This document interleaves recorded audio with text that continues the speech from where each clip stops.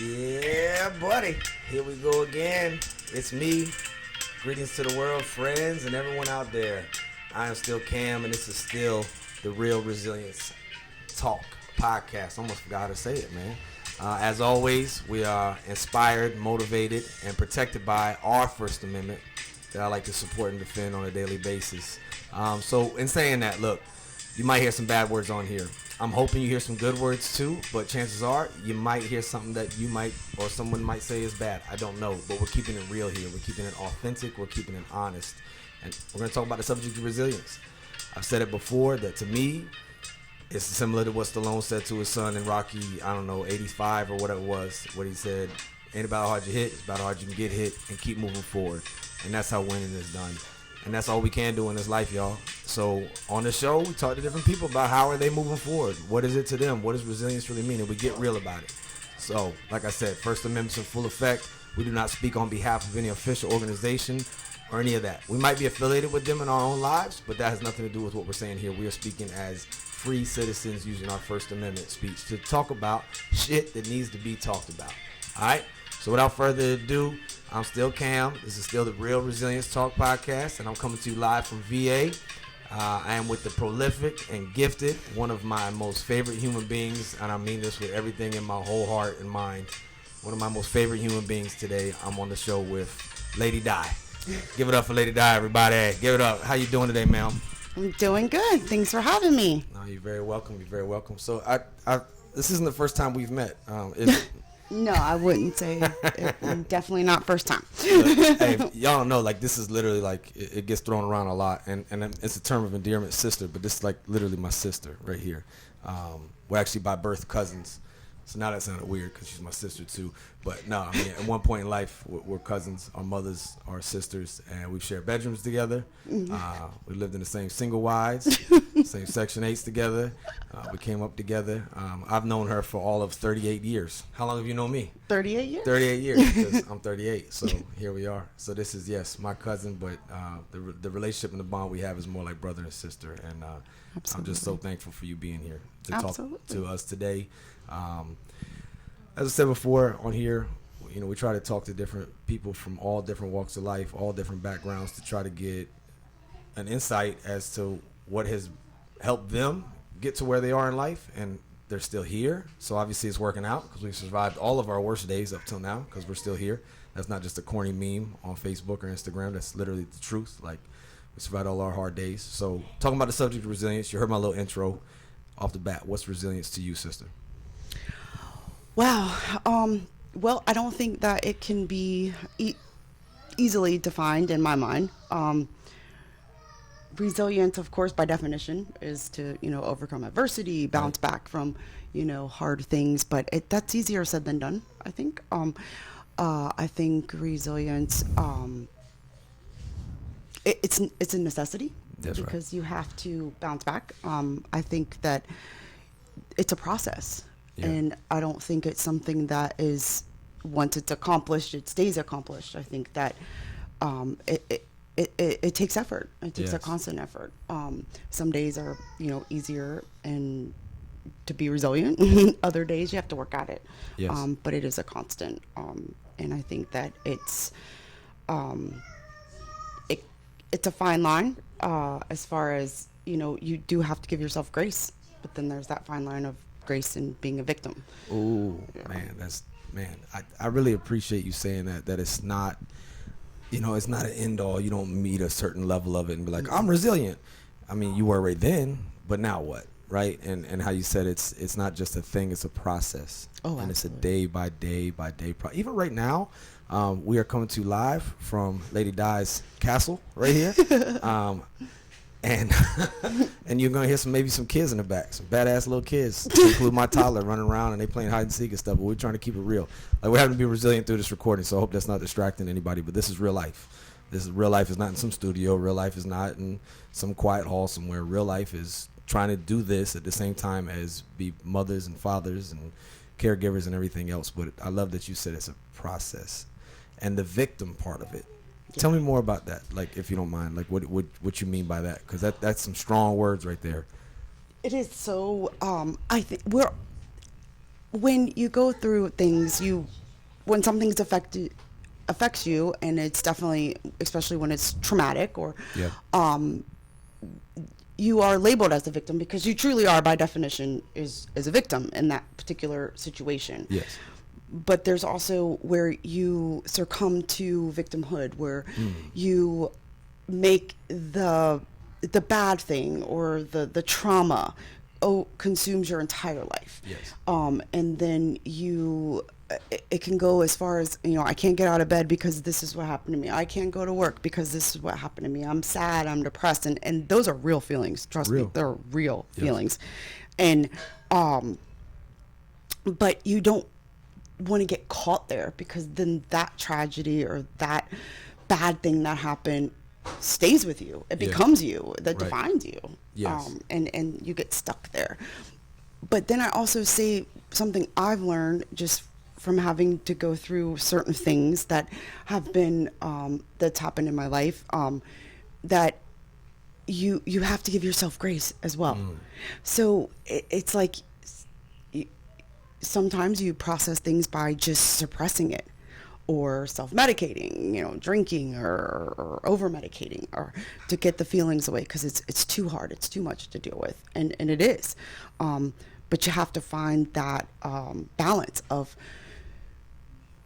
how do you get through this? How do you, seek help, still process those feelings? Because I'm a big believer, if you don't, they will come back, and it will come up, and they'll sneak up when you least expect it. Y'all hear that, y'all? Y'all hear that out there? And I know I've used the reference many times with the Will Smith story, but if you don't deal with your shit deals with you. Absolutely. So I really appreciate you saying that. I don't mean to cut you off, but it's so important to know that these things that are coming and happening to us, if we don't process them, I don't even want to use the word properly, but if we don't deal with them in a healthy manner, they're going to deal with us in an unhealthy manner. And there are days to, suck it up and suppress and things like that, but like, to avoid seeking help altogether.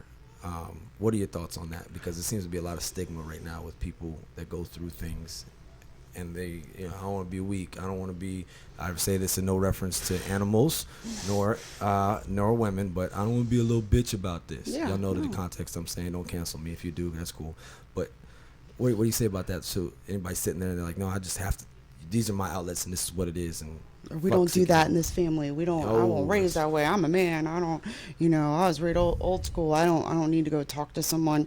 I have to say, I've chosen that route too, and realize it does catch up with you, and it comes out in ways that you don't want to, or you end up hurting people that you love, and you don't even know why, and it'll eat you up inside. It'll mess with your head, and you're already.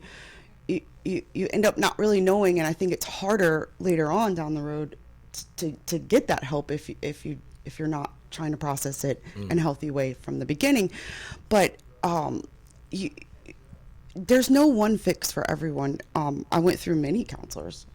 I didn't really connect with certain ones, so I'd kind of sit on, at the time, kind of during COVID, you're doing everything telehealth, and you're sitting there like saying all kinds of the right things, but it didn't really help me, And then I realized, someone told me, like, well, that person's just not for you, and I didn't even realize. So it's not like fuck counseling altogether. Yeah. Fuck seeking help. It's Exactly. maybe I just need to get a different person. Yeah, because y'all we're all heard that, different. right? Yeah. You all heard that, right? There's many people out there, human beings of all sorts, that'll seek help, talk to one counselor and be like, this shit ain't jiving.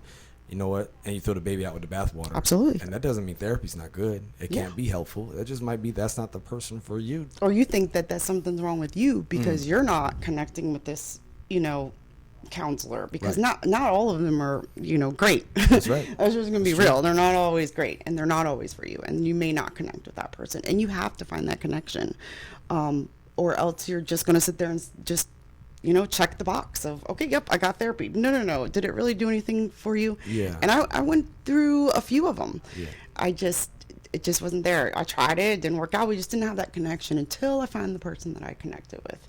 And then and there was no, hypnosis or, there are some great things like EMDR and stuff that I've heard about. I'm definitely no doctor and have no degree in anything.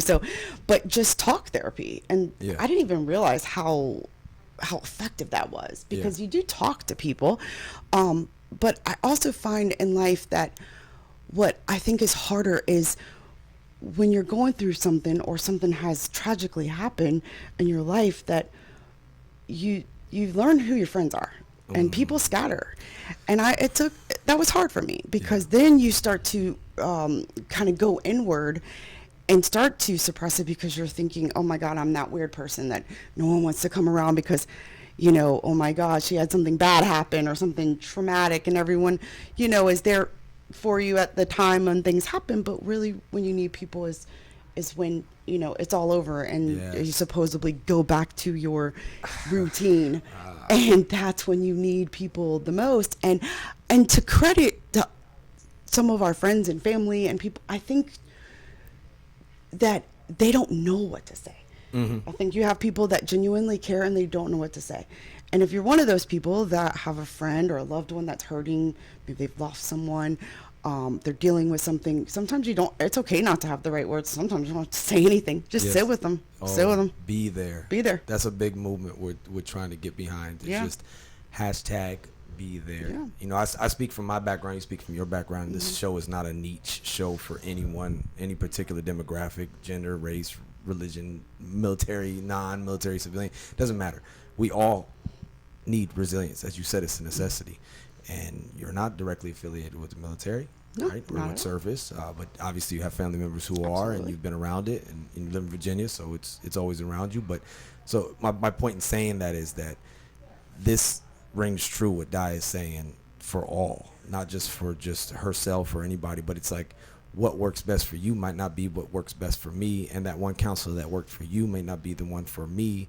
And I love that you're saying and bringing this up about just being there, being there. And sometimes, man, don't say nothing, because sometimes you might say some stupid shit. It's going to push somebody away, right? Like, the worst thing to ever say to somebody who's grieving, to me, is, I know how you feel. Fuck you, gosh, right? You've got to stop. I mean, you told me a story last night you were sharing with me, and how someone was comparing losing an elderly person that's in their 90s comparison to losing someone that we both lost in their 30s. And it's like, this is not the same. And even if it were, it's not the same, because we're all as unique as our fingerprint.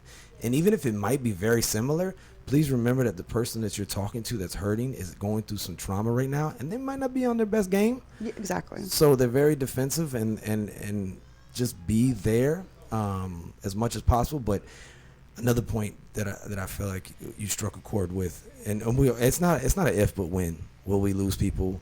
Will we go through a struggle or strife? But we're always there in the friction of it. We're there, at the service of it. We're there maybe a few weeks later. But then, whatever that N word is, normal. I don't know what the fuck that means, by the way.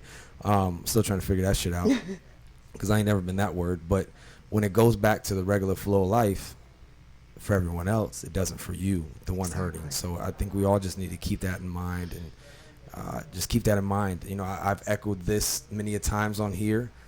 This letter from General Neller, our previous commandant in the Marine Corps, but he said, look, we never get over it, right? Oh. We never get over it.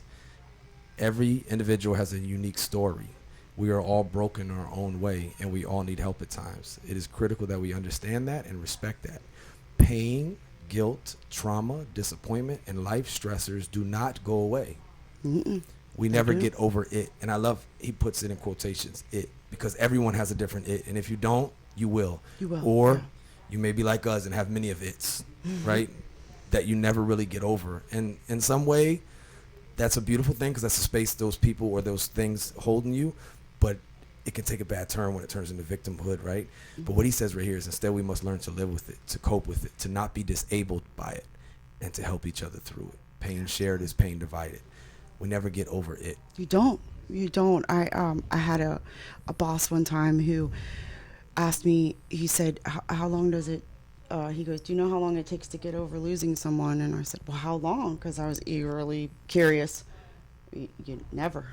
You don't ever get over. And just I don't mind opening up about the things that, I've been impacted by. And it's, again, not to, definitely do not call myself a victim whatsoever. We've just had no, but you've been through a lot of shit, in a very short amount of time.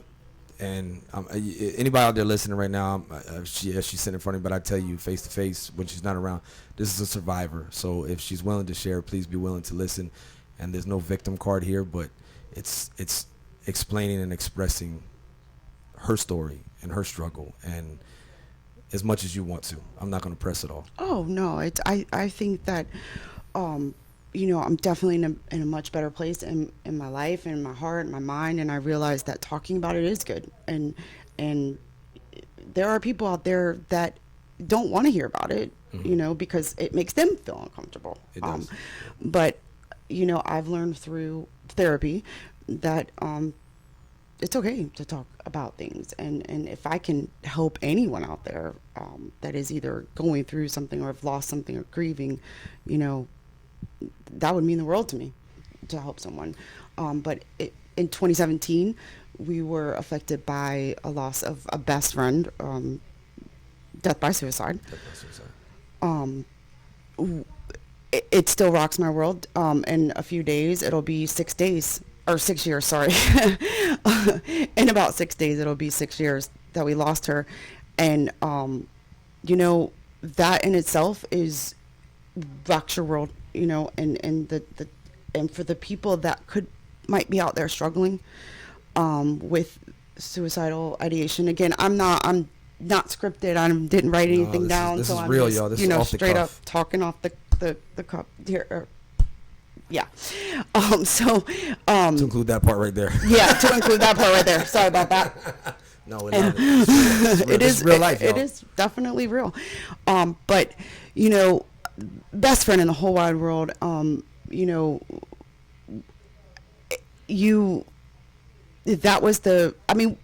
Losing different things that happened. That was the first major, I want to say, shocking trauma. If you're out there struggling, you might think that the world's better off without you. And whatever your struggles are, just know that it's not. It's not. A lot of times, she did leave a note, and I'll always have questions, and there are so many things. You become a mini detective, you blame yourself, you have guilt, and even to this day, I still wish there was something I didn't see, something, should have done something different, should have said something, seen the signs. But you leave so much behind. You leave, if you don't love yourself in that moment, love everyone else around you, because they're not better off without you. Yes. And it rips your world apart. It was completely just gut-wrenching, shocking, and the world's not better off without her. And you read all these books, and you try to, I did go to a different therapy, but it wasn't as effective at that time. But you search for answers, and we're still searching for answers. So if you're struggling, you are loved. There is someone there that loves you. The world is not better without you. It is not. That's not how we're meant to go. And that in itself, like I said, it's tough, and it leaves this gaping hole. And I'll never be the same. Right. With losing her, and but it does get. I don't want to say. People always say time heals all wounds. That's not. In that moment, you need people. If you've lost someone, or someone that's lost someone, that is when, I don't know of another word other than the victims, the loved ones that are left Right. behind. They need support. They need, for sure. because a lot of times that self-guilt can become a ripple effect, where then they start having those same thoughts, Yes. because they feel bad that they didn't do something to save this person. And there's a lot. That's a heavy, deep subject all on its own. But so that was kind of that was horrible. And two years after that, my oldest son was in a horrific car accident and lost his girlfriend. Yeah. And that was extremely difficult. And to see your child hurting, and that's like a pain within itself. And Right. and then 2 years after that, we lost a loved one. My sister was murdered, and she was 38, 3 children, and a trial and all of that. That puts a whole nother trauma, pain, and that's when I just had enough and became so angry. And Right. and it's okay. I don't know what your religious backgrounds are out there listening to this, or your faith, but personally, I'm a Christian. I believe in Jesus Christ. I questioned him. Yeah. And I was angry. Like, why? Domestic violence situation. I mean, I think we're living in a crazy world. Yes, and, we are. and just having to, it's so, I could have became angry, and I did for a long time, and you lose perspective. It consumes you. You're angry, you're mad, but I couldn't stay in that shell. But I also think it's important to just going back to grace, is you have to give yourself grace. You can't beat yourself up. If you don't make it if you make it to the shower that day, that's an accomplishment. Make your next best choice. Yep. Take that step. Don't let it consume you. But also, and I can't explain it well, and maybe you can help me out with that. It's like you have to make that next best step. Don't fall into being a victim. Easier said than done, but you also have to give yourself grace. You have to acknowledge those feelings. You have to feel them. For sure. And you have to let that anger somewhat get out in a healthy way. Right. But it's okay to question things, and it's okay to to seek help and find how to honor them in a beautiful way. Yes. Where it's not self-destructive. No, for sure. I mean, because what we're talking about resilience, and I've mentioned this many times before, but let me just say, we said what resilience is in our opinions, but what resilient isn't. Being resilient doesn't mean that a person won't experience difficulty or distress. People who have suffered major adversity or trauma in their lives commonly experience emotional pain and stress. In fact, the road to resilience is likely to involve considerable emotional distress. And that's straight from the APA, American Psychological Association article they put out in February 2020 called Building Resilience. And then the other part you said about avoiding negative outlets, because we're tempted to try to mask it and deal with it, and maybe that has its time and place for some, but I don't think it's going to get you in a constructive way forward. And I bring that up because in that same article it says it may be tempted to mask your pain with alcohol, drugs, or other substances, but that's like putting a bandage on a deep wound. Focus instead on giving your body resources to manage stress rather than seeking to eliminate the feeling of stress altogether. But if you do, and not to interrupt you, but if you do slip, grace. and you give yourself grace. Grace.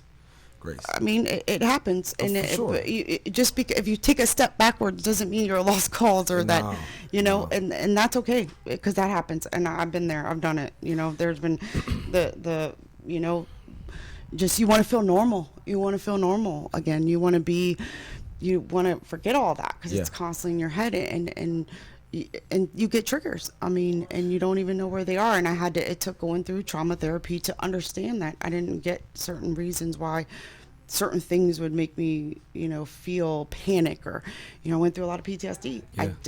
That's a real thing. And I'm sure with the servicemen and women experience that a lot more than civilians, but we do it as well. I mean, your muscles have memory, and I didn't get it at first. And then but you start to learn how to manage those triggers, and then acknowledging them. And then if you have a setback, it's okay. That's okay, y'all. It's okay. It is okay. I don't want to, kind of OCD-ish, things got to be she has a lot of attention to detail, everybody. Yeah. Things always had to be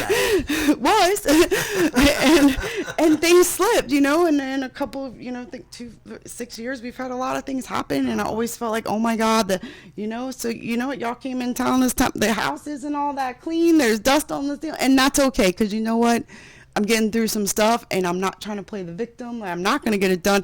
But I'm going to give myself grace and just say, you know what, that's going to happen. But today, it's not what's important. What's the priorities? Yeah. Let me spend time with my son. Let me spend time with my husband, my family that's here, cares about the dishes in the sink, even though your wife just washed them. But still, I told her not to wash them. But I'm just playing.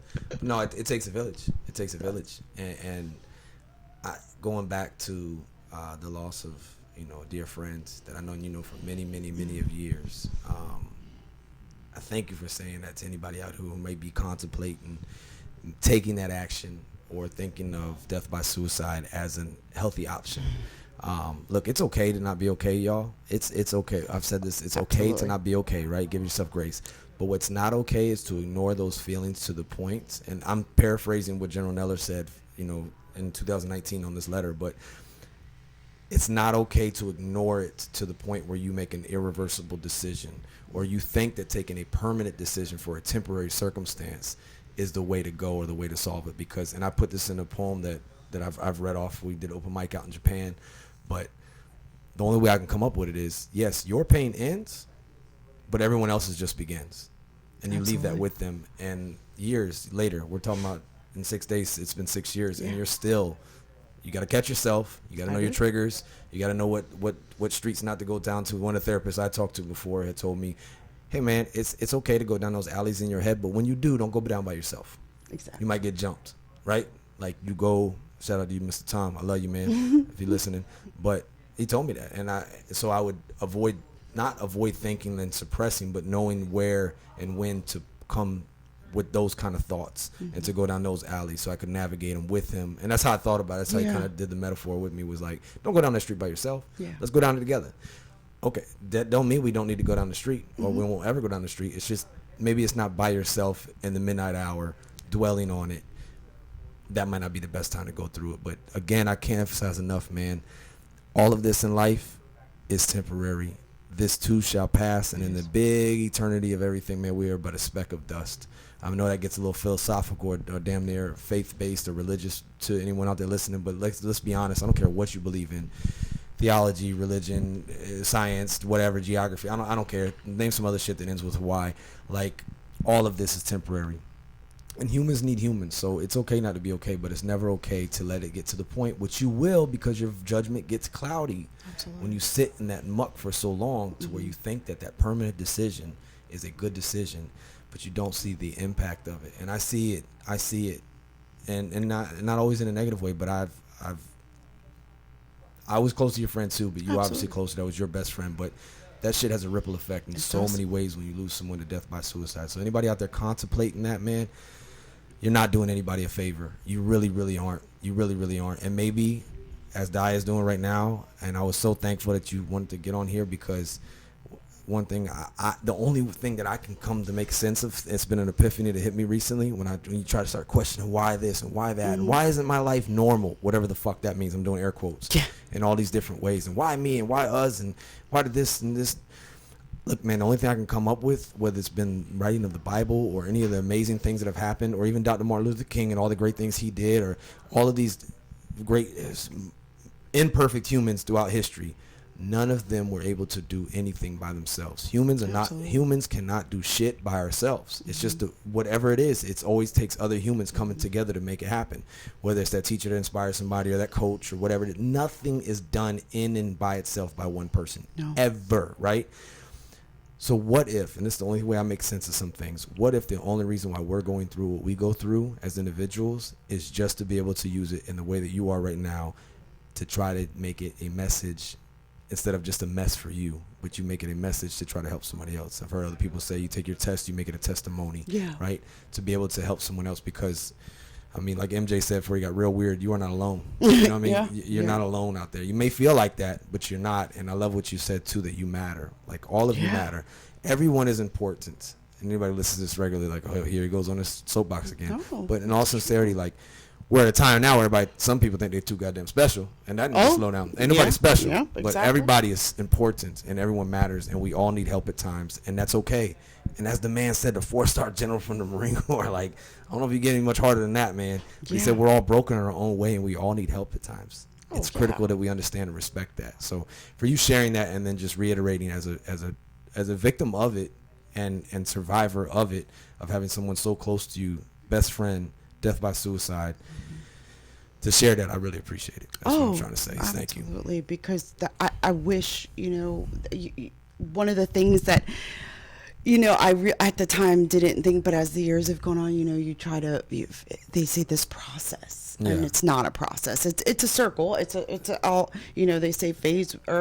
You go through these different phases of, But process, we said process earlier, but it kind of insinuates that there's like an end state with it. Yeah, Is that and what you're there's saying? there is no ending. And they all can come at different circle, phases. yeah. And some people, the way, my husband was deeply affected as well. I mean, her husband and my husband are best friends, and we were best friends, and so the way he dealt with things were different, and he seemed to be angry where I wasn't angry, and then Right. he was sad, and then I was, I haven't gotten to the angry part, but I'm sure that will come. I do sometimes feel angry when the things I see that she misses. Oh, man. And so if you're in that moment, one We saw thing that this weekend. I would Sleepover. exactly, Right? and I 'Cause play you're still the godmother and all I- that you've always yep. been to her, to that child. Yeah. absolutely. And when I look at and just know and knowing her as much as well as I did, of course that comes with a caveat of like I kick myself like why didn't I see this? Why didn't I do something? But I think, and that's a whole episode on its own. But when I think about knowing her, that if she was in her right mind, Uh-huh.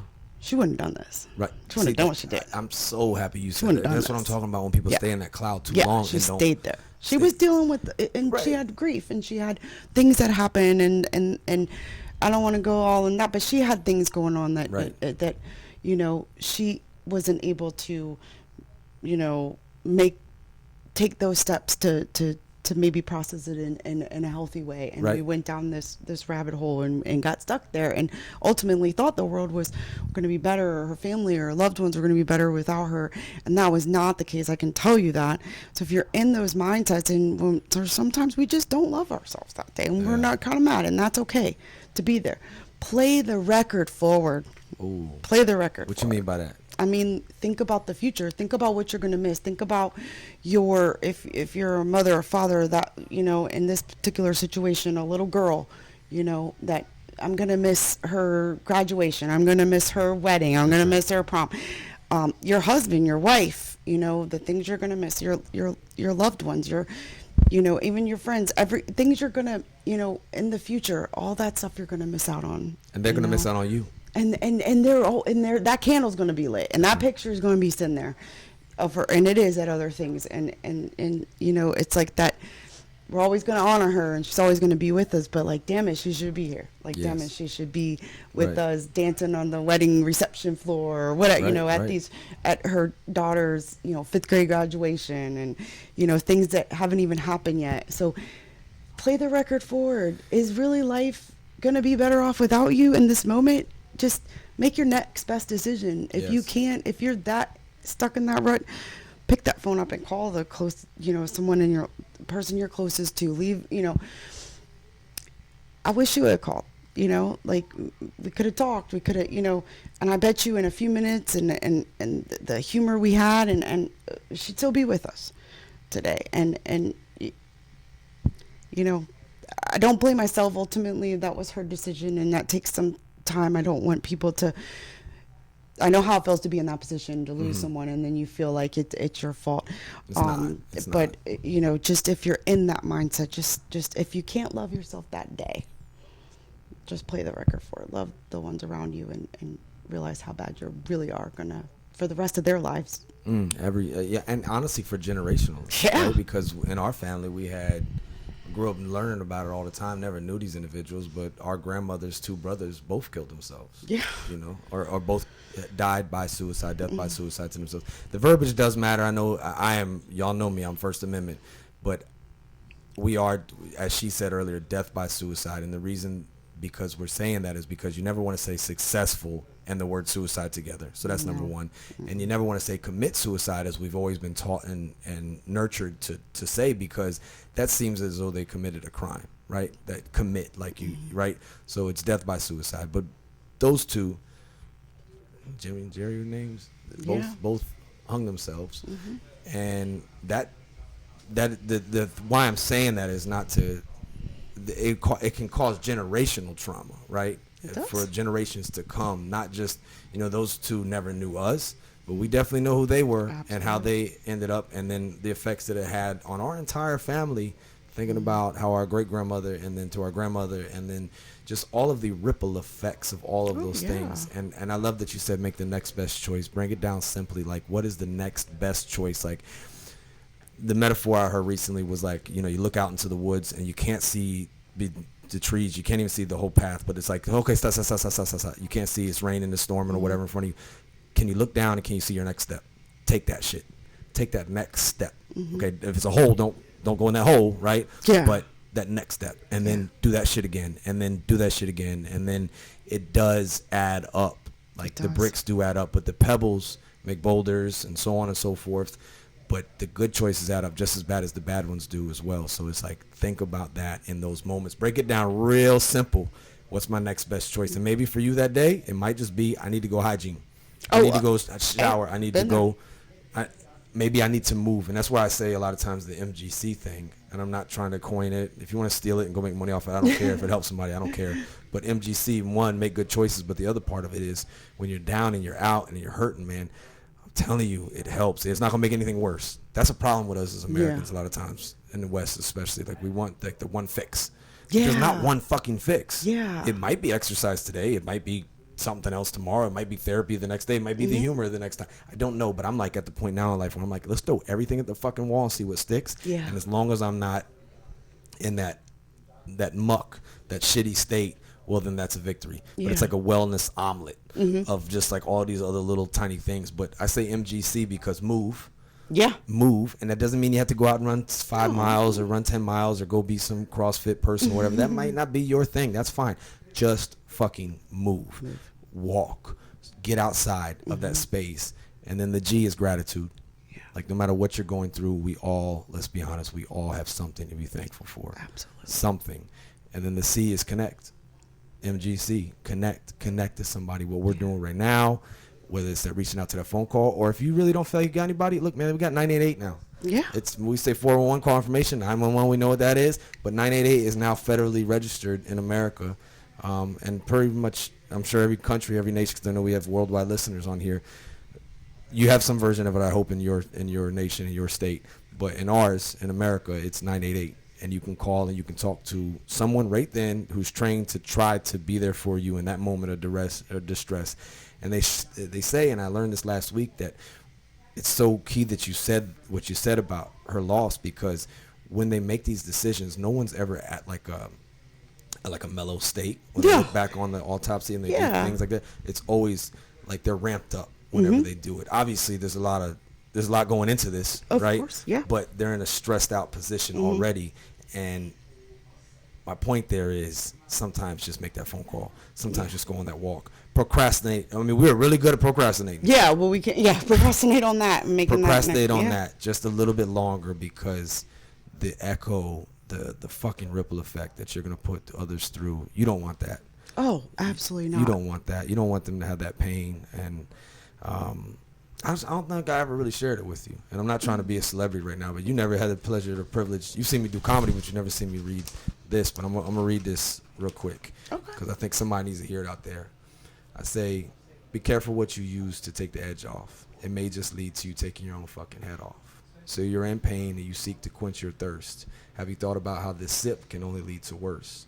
Like a night full of broken promises, foolish speech filled with slurs, or worse, to the point of you laying in a hearse, or making your family stress, praying, pulling and begging on a nurse, begging and pleading, wishing and hoping for this second chance to ask, why the fuck were you so broken? And why, oh why, is this the choice that you've chosen? They'll never get that answer. They'll never get that peace. No, they won't, because you've chose to be deceased.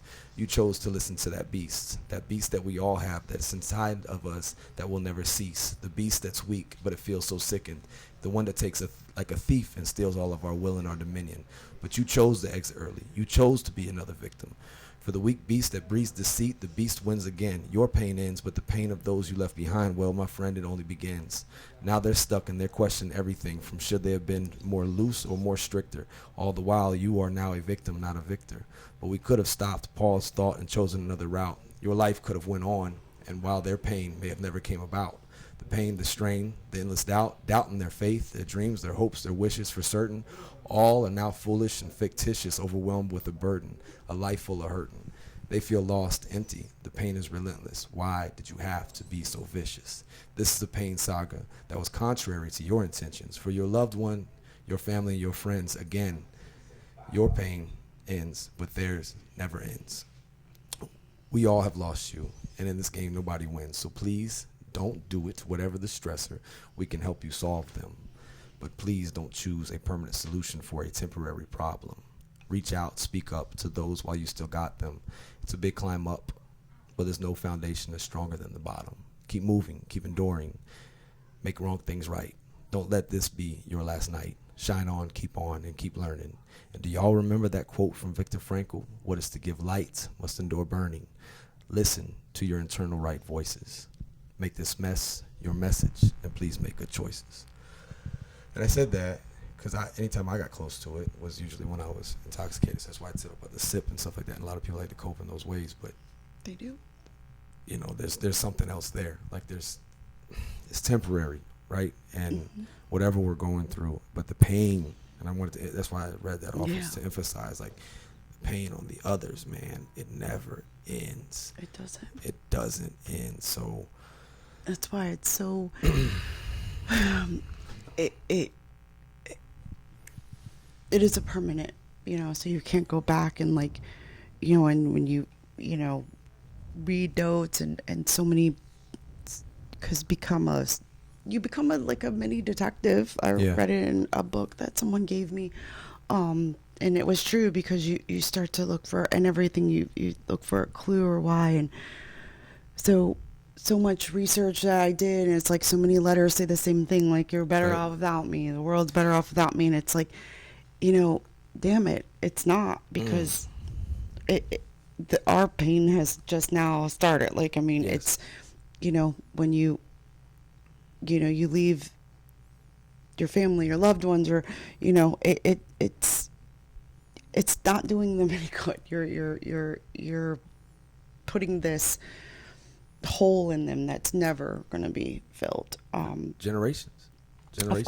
Of course. And knowing that, I think we live in this world, in the society, where we expect instant gratification, or instant fixes. So we have instant messaging. We got, you always get I'm sure everyone's experienced, you've told me this before, you get the phone call, hey, did you get my email? And it's still coming over. Hey, and it's like, why would you call me? Why you just email me? Do one or the other. Yeah, and I get, people emailing me wanting to answer. And then, I know. yeah, thank you, I'll get to it. Like, wow, okay, just now, it's still transmitting, it's still in the process. Let me refresh. Or Outlook you get, just gave me the ding. Yeah, and we have, like, text messages, and people want an instant response, and we go and self-medicate, or we get, and nothing against, prescriptions. I think medications, and they're, definitely do a lot of good, and things, but we, maybe go out and self-medicate, or, whether it be alcohol, or, illicit drugs, and, because we want this instant. We feel like we have to get everything right now. Like, it's crazy. And it drives me nuts sometimes, because, like, we're meant to feel, and you can get stuck in these pain. I know. I mean, going through, this stuff that's happened, that we talked about, I've been depressed. I've gone through depression. I still get depressed. So. And rightfully so. And you feel isolated. You feel like kind of feel like everyone's looking at you, even though they don't know you, and don't know your background. But you oh wow, she's a sister of someone who was murdered, and domestic violence, or her friend committed suicide. There's that girl. She always got all these issues. And I've even had someone tell me, not really a friend of mine, but say to me, wow, I don't want to be around you. People always die around you. Wow, and man. that, like, that person was joking, but that hurt. And then that just made me want to go back into my little shell. Like, oh, wow. Okay. So depression is real. And then when you have constant things thrown at you, and I'm just speaking from experience, but doesn't mean that you could have a lot of different, tragedies or things happen, beyond your control around you to put you in a state of depression. That, it's okay to feel that. And then, take your time and realize it's not instant, and we gotta stop with this instant stuff. But yeah, take a shower. I mean, there were days where taking a shower was like the only thing I accomplished, or just, you just sit there like dazing out, and that's okay. You got to forgive yourself and move on, and tomorrow's going to be different. That's right. And if you don't get it all accomplished, it's okay. But nowadays, bringing up this whole instant thing, and now I'm going to go against kind of what I was just saying, is that, communicating, and before we didn't have, the wonderful number that we have now, and you can text it, you can call it. But honestly, there are things online, and people will talk to you. They will. There's forums where people are feeling the same way you are, and they will get you through it. And I was on a forum not that long ago, and I saw someone's comment, and it caught my eye, and it was about how this particular person was feeling like she could harm herself. She was in just a really bad spot, and the comments and the people's responses were incredible. These people just jumped in and just started like, hey, I've been there. I felt, so you have support, even if you don't have, a huge network or people close to you, or maybe you just don't want to talk to people that because you want to say some shit that you don't want to say to your cousin or your wife or your whatever, your best friend. And there are people out, you would be surprised at how people have either been there and can help you through it, or, and sometimes I swear, just talking, just get it out, and no judgment. These people just, and it was a past thing, so it was already posted, but I was just amazed at like, wow, people can just like go on a forum and, and I thought that was a great thing. So there are so many more resources, and if you just feel like, you're feeling some way that you're shameful, there are people out there that probably feel exactly the same way or have been at some point and can get you through it. And you might just have to wallow in it together, and sometimes that's the connection, that's the community that you need at that time. And I don't knock any of it. It's for each and every individual. Like I know many of people who AA and NA and things like that work for them. That's not my thing, right? I'm more I tune into Habits V2 with Kevin O'Hara and S over there, and that forum, that community helps me out a whole lot, just with the day-to-day of trying to be my best self and get past things. And then, like you said, like, give yourself grace. Okay, that day is done, now let's move on to the next one, right? Because you're just adding on to it. If you beat yourself up, and that's what I was doing a lot of, because I was, you're like, okay, to me, what happens to me is when things have happened and I have like a tunnel vision for about 2 weeks. I really don't see anything around me. I see straight ahead. Everything else is blurry. And I'm like, okay, well, I got to do this and got to do that. And then it just, just this last situation, it just broke me, it's a tragedy. But it was compounding too, because you have back to back. Yeah. You have the situation with your son, my nephew, the accident. He lost his girlfriend. This was right down the fucking street from where we're at right now. Behind the house, yep. And you heard the accident occur, and then everything after that, and all of the aftermath and death and surgeries and just so much pain with that. On the heels of also just 2 years prior to that, losing your best friend to death by suicide, and then you're coping through all of that, and then your sister. This is not a figurative, literally your full blood sister. Is murdered, and it's a result of domestic violence, which is it was a lot. And I think it was the compounding, and then also just the closeness, and then you see your parents like broken, and there were just days where I held it together a lot. I think I did a pretty good job during the moment. You did. Because you have to. We all. I mean, I stepped up. I never seen my parents the way that and I never ever want to see them that way again. That you have to step, in my case, I had to step up, out of my parents' marriage. They had the two of us. We have, we're a very blended family, lots of siblings, but out of my parents' marriage, it was me and her, and, they needed me. So it was, how to step it up and be there for them. And then, there's a trial, and, and you stay so busy with so many things, and then it hits you, and then it's like, oh my God, like this person you grew up with, it's just crazy. It's insane that there were days I just couldn't even like get out. I was just depressed. I was sad. I was mad. I was angry. I was so many things. And then I would get so mad at myself because it was like, oh my God, I didn't get the laundry done. I didn't do this. I did a crappy job at work today.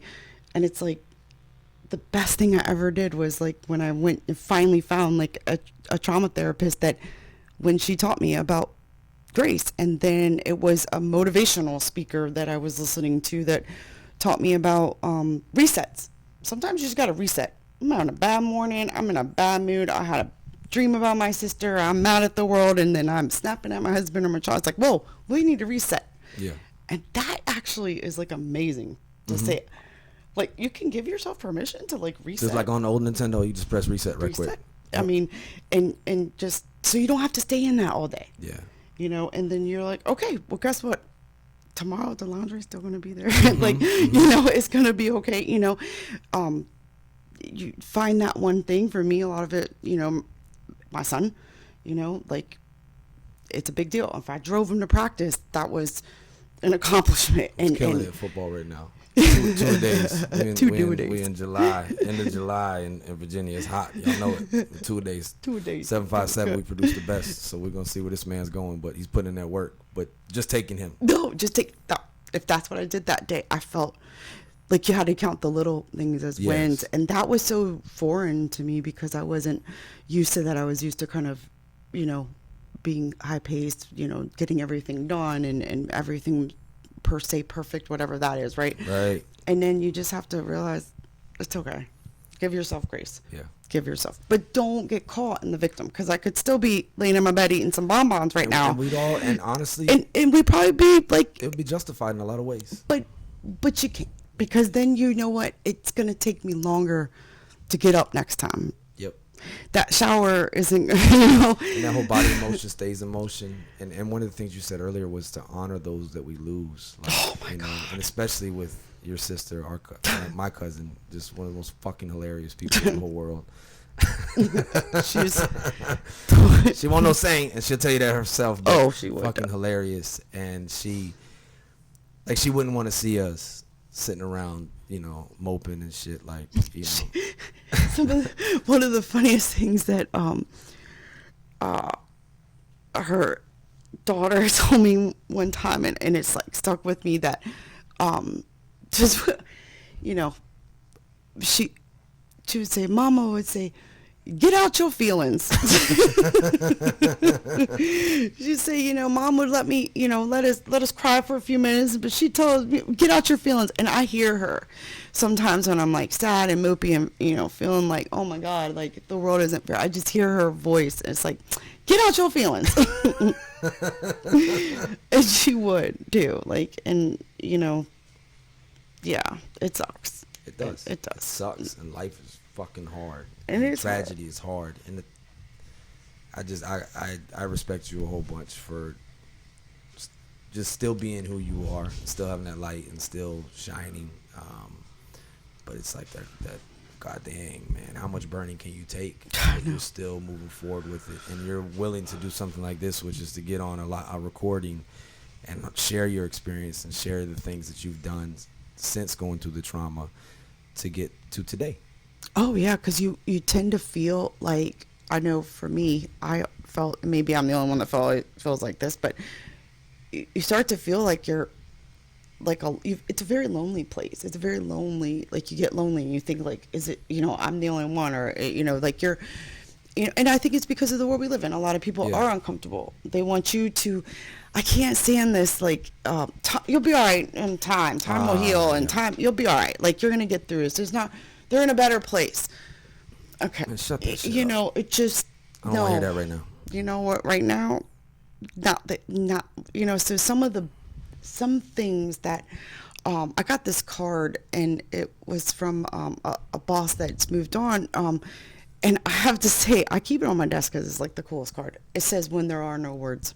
Yeah, that's the good. Just know that the people that you love and they're thinking of, like, and that was, there are no words. There are no words sometimes. Words weren't made for times like those. No. Nope. Sometimes it's just, you know, great friend of ours, the day of my sister's funeral, I'll throw their names out there. I don't care. Jen and Chris, they best thing, they brought us breakfast. Yeah.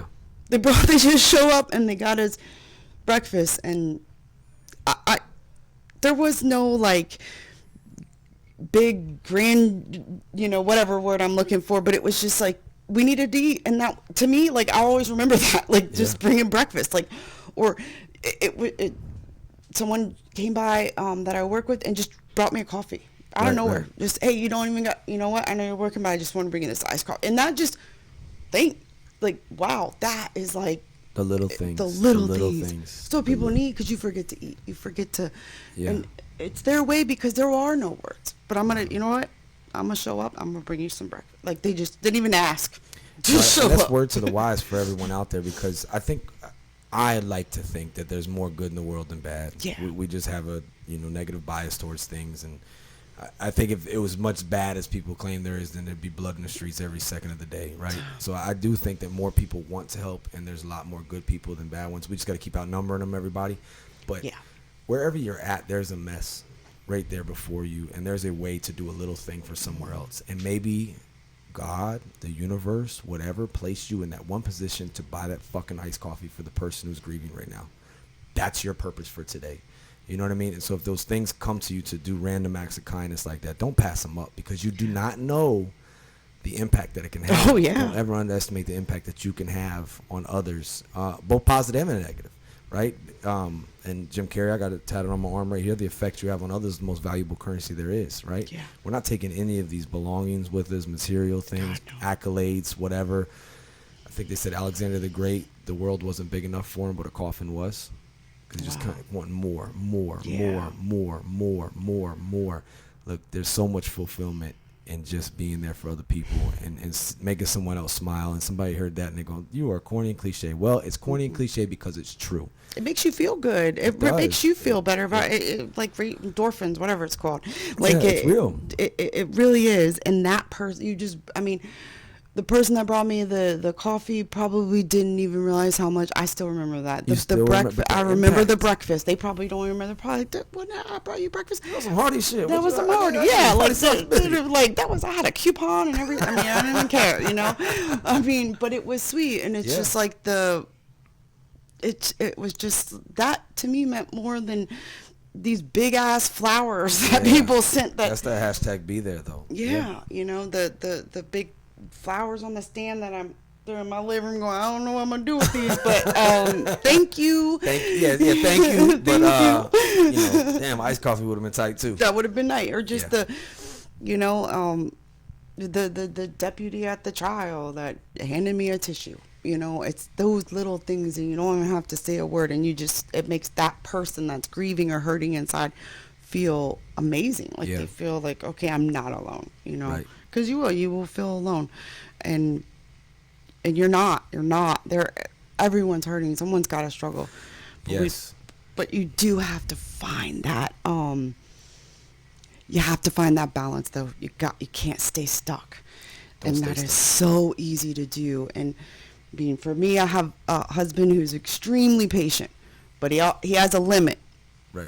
Where he's going to pull me out of bed, but we're going to go. I don't care what you look like. You don't have to brush it. We're going to go eat dinner, and I'd be mad, but it's to get me out the house. Yeah. And I'm grateful for that. And sometimes I don't realize it in the moment. Right. That's the human part of it, and that's where the cloudy judgment and we get impaired in our thinking. But that's where it takes a village, and he's there to pick you up in those times, and that's what it's about. Yeah. That's some can you stand the rain shit right there. Right? It ain't 2000 no more. Right? It's 2023, and you don't want a hygiene today, and you don't want to go out in public. And he's gonna be there for you. But like, hey, come on now. We're going to eat. And that's love. No one cares. It's a Mexican restaurant. They're going to eat outside. It's dark. No one don't care. They don't Nobody care. Cares. It's good. We're going to go get us some food, and that's what it's going to be. It's going to be.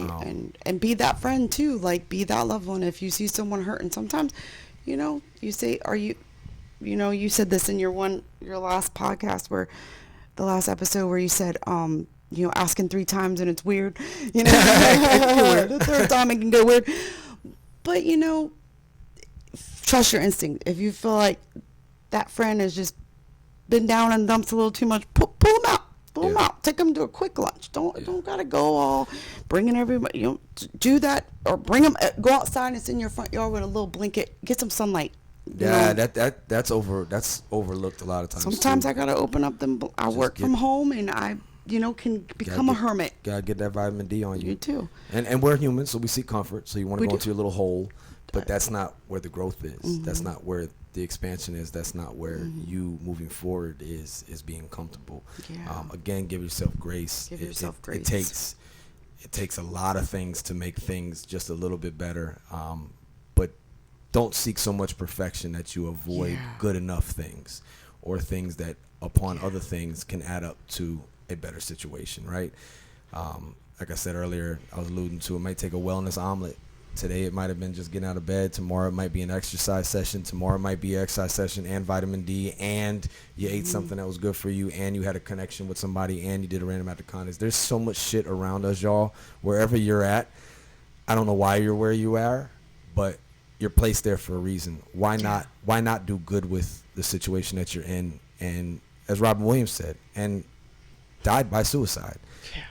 Everyone you meet is fighting a battle you know nothing about. So be kind. That doesn't mean coddle or baby or enable Big difference. or any of that shit.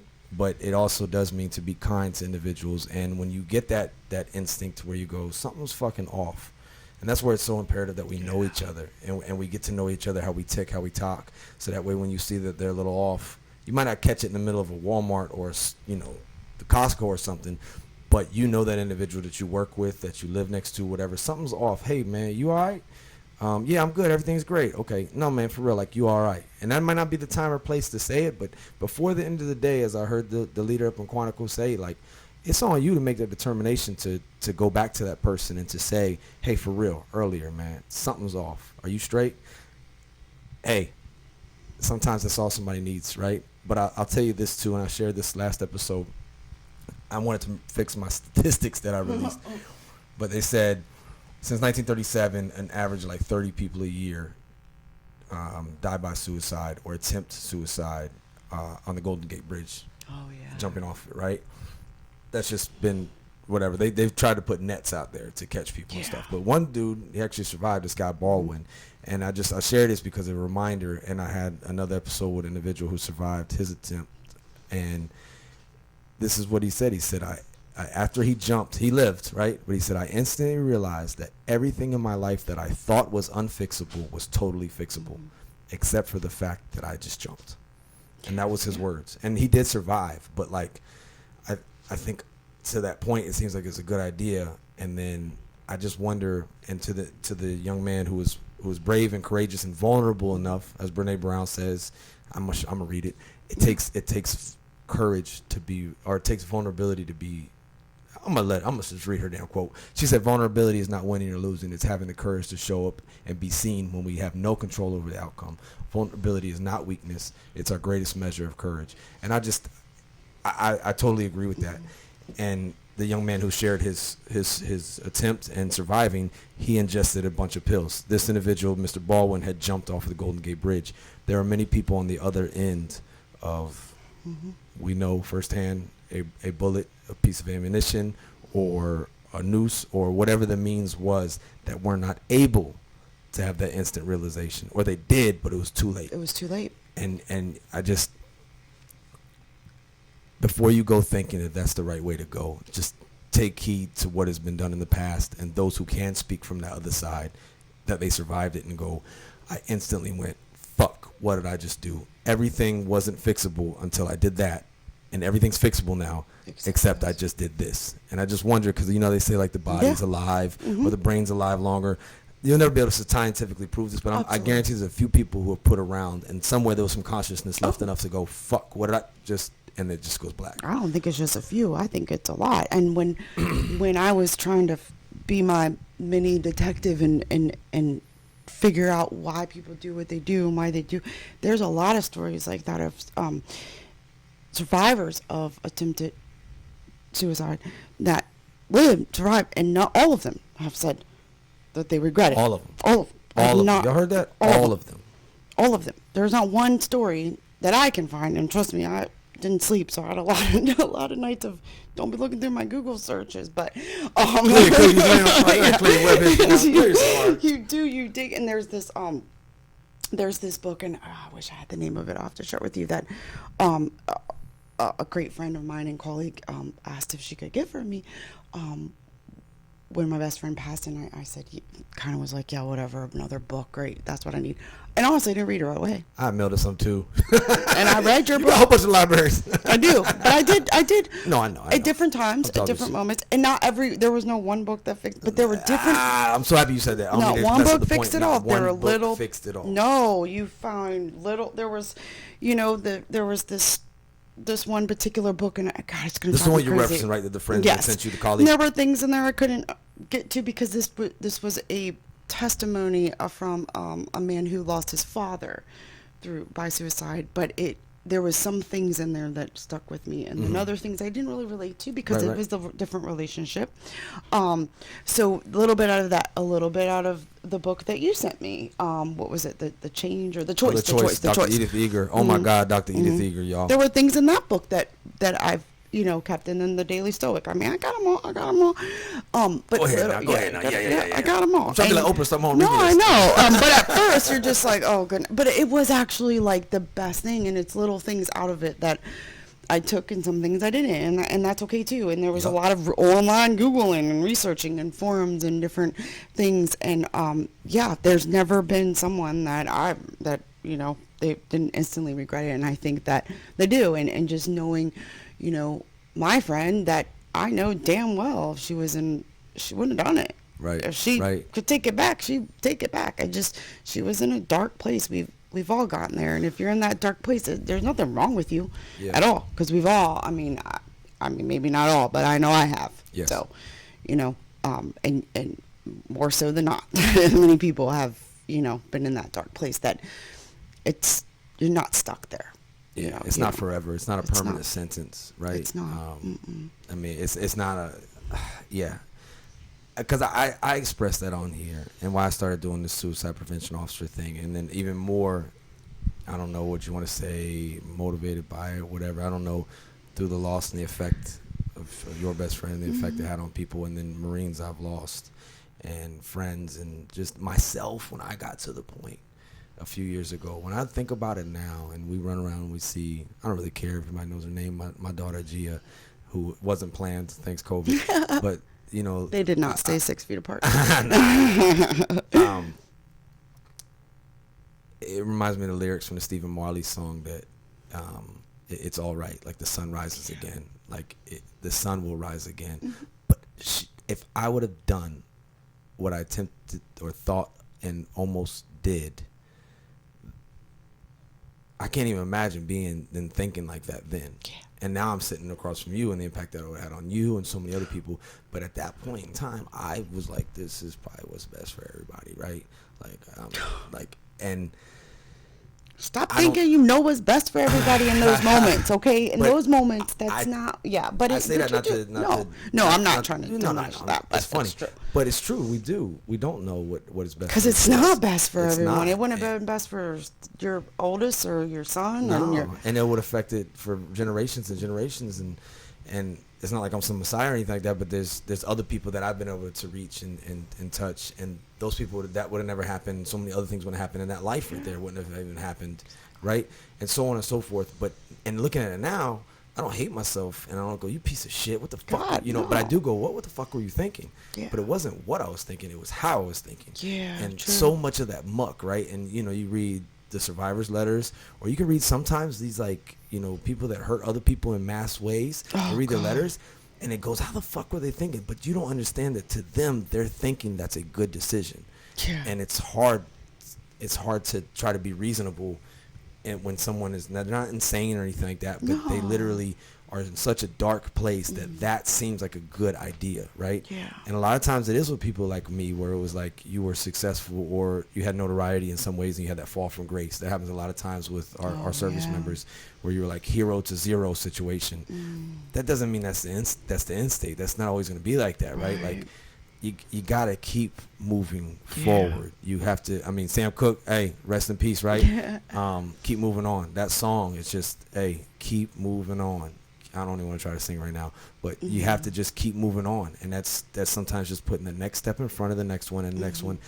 But I also, not shift gears, but I want to also give acknowledgement and honor to your sister, my cousin, the person we lost to. This is domestic violence, people. And I bring this up not at all to blame or anything, but be careful with who you're associating yourself with and giving yourself to in relationships, and knowing, like, look, opening the fridge over and over again is fucking stupid, but we do it, right? And sometimes staying with people that are hurting us over and over again is stupid, but we do it, right? Or the way you think is a normal relationship, or what right looks like, or what you're willing to take or inflict upon yourself may not be good for you, but it's all you know, or that's what normal looks like to you, but that doesn't mean that's what right looks like. Please understand that this woman, this mother of 3, was leaving the situation, was getting her stuff to leave, and this piece of shit fucking shot her from behind and executed her. And will be in jail for the rest of his fucking worthless life. But these children don't have a mother. We obviously don't have our family member anymore. And there's echoes and ripple effects of that. But she was trying to leave. It wasn't like she was just sitting in it still. That was her day, like, fuck this, I'm out. And it went to the point it did. And that's not to place blame on her at all. No. But that situation did not just happen. No, it didn't. You got to be careful with that F word. Some people's minds just went off the range with the word friend and who you choose to have in your life, right? There's people that are not good for you, and you don't need them in your life. And we can't expect different results if we keep on the same behavior. And that's, again, I'm not blaming anyone who's going through the abuse and violence that they're enduring, but I'm saying be careful with who you're fucking with, because they may end up hurting you. And they always say, right, like, that you're more likely to be murdered by people that you know. Oh, of course, yeah. And then they also say you're most likely to be murdered when you're intoxicated or some substance. So it's like, don't drink with friends or family. Wow. I'm just playing. No, I did not know that. No, Okay, I was like, Jordan is that Peterson just said that. Oh, okay. He said that recently. It's kind of funny, right? But I'm not going to steal his But stat. it is true for you the do the statistics. You're like, damn, you're more likely to know. And there's many of selfies with them two together. And they had history. Think about it. The first person they look at when there's a homicide is your whoever your significant other exactly. is, right? So it makes sense, because statistically, that's where you start. And you just don't know how things are gonna go, man. And I know damn well, as tough as she was, as who she was, she didn't think that was gonna be her last day walking or breathing or any of those things, right? And she was leaving the situation. She was leaving, and he wasn't supposed to be there. She had just, I mean, I think I play, wasn't there, and no one will know every single thing that directly happened, but and then it messes with you, the people that are left. You think, like, 2 more steps and she would have turned the corner, and he missed multiple shots. That none of her children were with her. She had a young son that was, she left with our mom to go get her stuff. So instinctually, I think she knew, not that he was going to do it, but just that it wasn't a safe place for the kids. Let me get out. And he wasn't supposed to be there. And he tricked everyone and came back. And I don't know what went through his head. He's a coward. He's a piece of shit. He still isn't, I don't know. He says he doesn't know what happened. But regardless, she didn't deserve that. And there is a ripple effect, because there's a little boy who was 3 at the time. He's, gonna probably not remember much of his mom. Then she has, 2 older children who need her. Yes. And recently she would have become a grandma. Yep. And these things are always there, and it sucks, because I said this during the monster sentencing, is that I want him gone because I want to us to remember how she lived, and not how she died. Right. but you can't help but think that, you Yeah. know, because you instantly think like she was a young, vibrant woman. Like, oh, well, you know, her grandchildren, you know, her daughters need her, her son needs her. I mean, regardless of however old they were, you know, you still do need your mama, you Yep. know, and it was senseless, you know, for what? His Yeah. life is ruined. His life's gone. Yeah. And now hers is. And then these poor children, and all of us, you know, Yeah. I always put them first and, you know, think what they're going through. But we all, I mean, she's my parents. You should never bury a child. Never, ever, No. ever. I never want to see that hurt on either one of my parents, for the rest of my life. And they're never going to be the same. None of us are. I'm not the same. None of us are. And and you always say, like, shit gets real quick. And Shit it gets does. real quick. And in it is. life. And those stupid, quick decisions, if you're angry at someone or you feel this rage, I mean, walk away. Like, Yeah, God. yeah. Because, I mean, his life's done, too. Right. He'll never. I mean, he's, Right. you know, he's in jail there is no parole in the state of Virginia anymore. No. Not So for he's that. gone. Not No. for that. Not for first degree murder. Nope. And so he ruined his own life. Like, that's dumb. Like, when Yeah. I mean, I don't know. It's sick. It was unnecessary. And trust your instincts, men and women, because Well, we just had that case here locally. It happens to all different genders because it was a woman on a man, you Yeah. know, and that Yeah. happens. And Trust your instincts. Get out, and don't be afraid to ask for some assistance, Yeah. like to get an escort That's to get right. your stuff. yeah, that's what that's. I'm glad you said Yeah. that because had she had done that, but you know, come where we come from and mentality wise, you're like the police, whatever. Like you're not Yeah. always so trusting, but that's what they get paid for is to protect, right? Yeah. So think of that as an option, ladies and gentlemen who may be out there who do need to go back literally and get your stuff. That's what she was doing. And you know what? To leave. Leave your shit if it's Fuck that bad. stuff. Yeah. Cause trust me, none of that shit that she got in her car is anywhere, is in evidence or been destroyed. And we don't care. Like we don't. Nobody gives a shit. It's just No, stuff. it's just fucking stuff. Some Yeah. damn clothes or something. I don't. But know, don't be afraid to ask if you know we have If the you means, have the to, yeah. resources to get To that get it. to get that police escort, that local sheriff's deputy, whoever it is, they'll do it. They would definitely they would much rather, I'm sure, Oh yeah. because we have what do you say, LLCs, degrees and felonies. And we got felony that's in law enforcement and we got felony that's in jail. Yeah, right? exactly. Yep. On both Yep. sides. Yep. And I know from the ones I know in law enforcement and friends I know, they would much rather escort you to go pick up your shit than to have to come on the scene and see Yeah. all of that. And Don't be a respond. statistic. Yeah. Don't be a statistic. Because that's forever. You know, what comes after this, I don't know. You know, have your faith in whatever it is, but we do know that this chapter is closed, and it didn't need to be. It was senseless. It was unnecessary. The accident that happened, obviously, with nephew, your son. Yeah.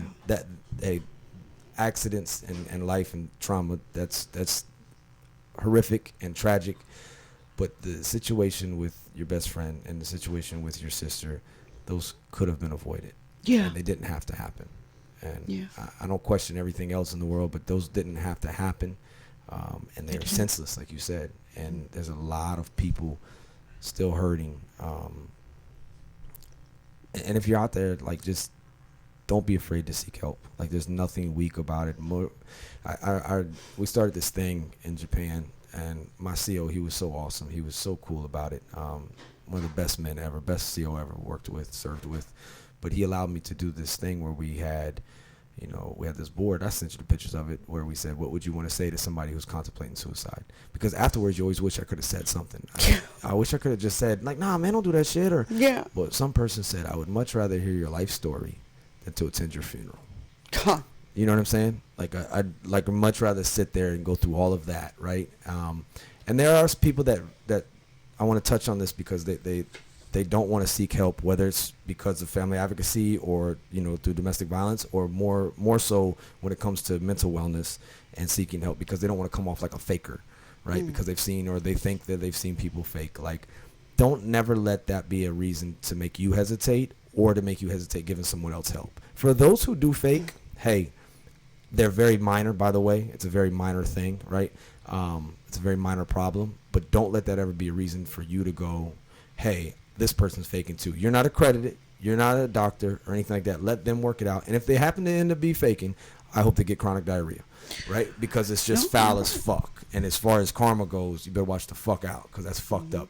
But don't let that be a reason for you to be like, I don't want to be perceived as this or perceived as that, or you treat someone else indifferently, because it's not just if we're say we're on a team and we work in a space and stuff. And I'm going from my experience of being in the service.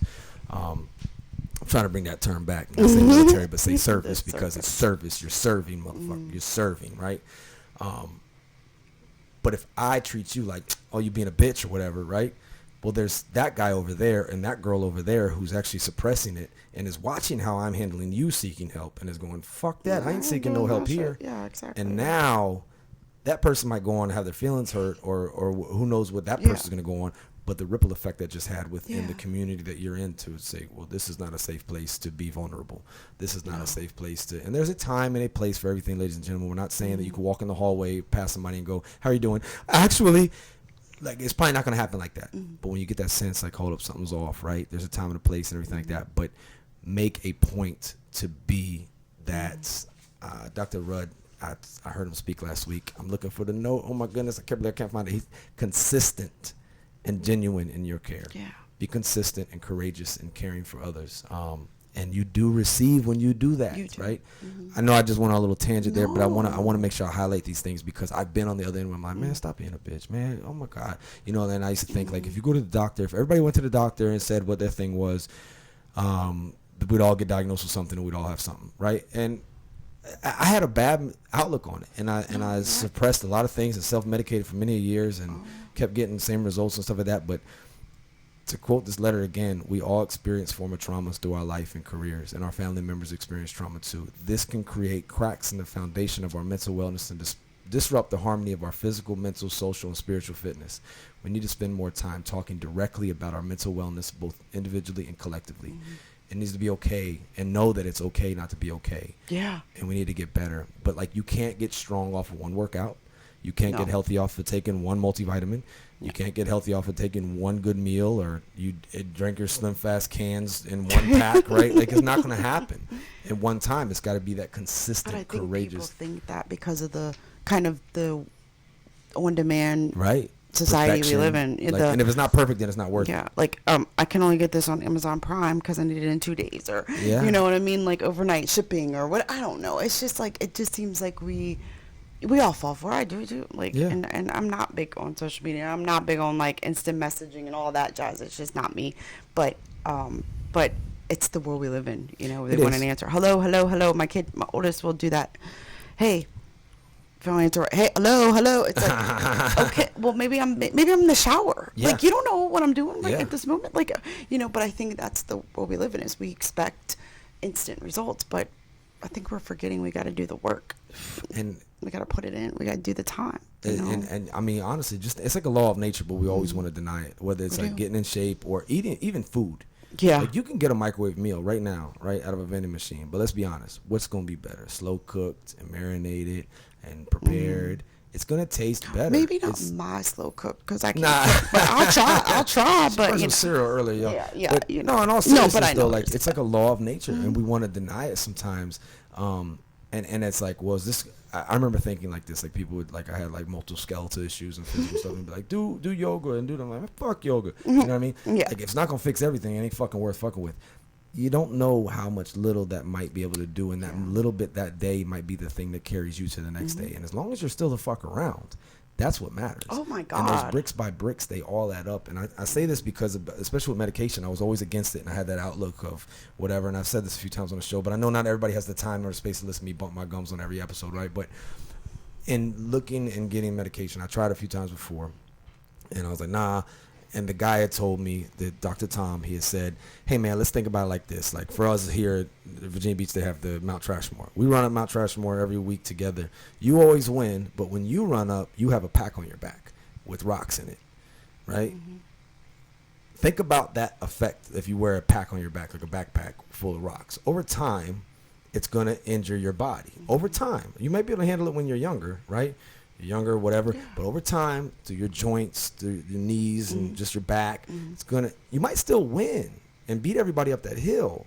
But man, how much better would life be? How much easier would that journey up that hill be if you just didn't have that pack? And I was like, fuck you mean?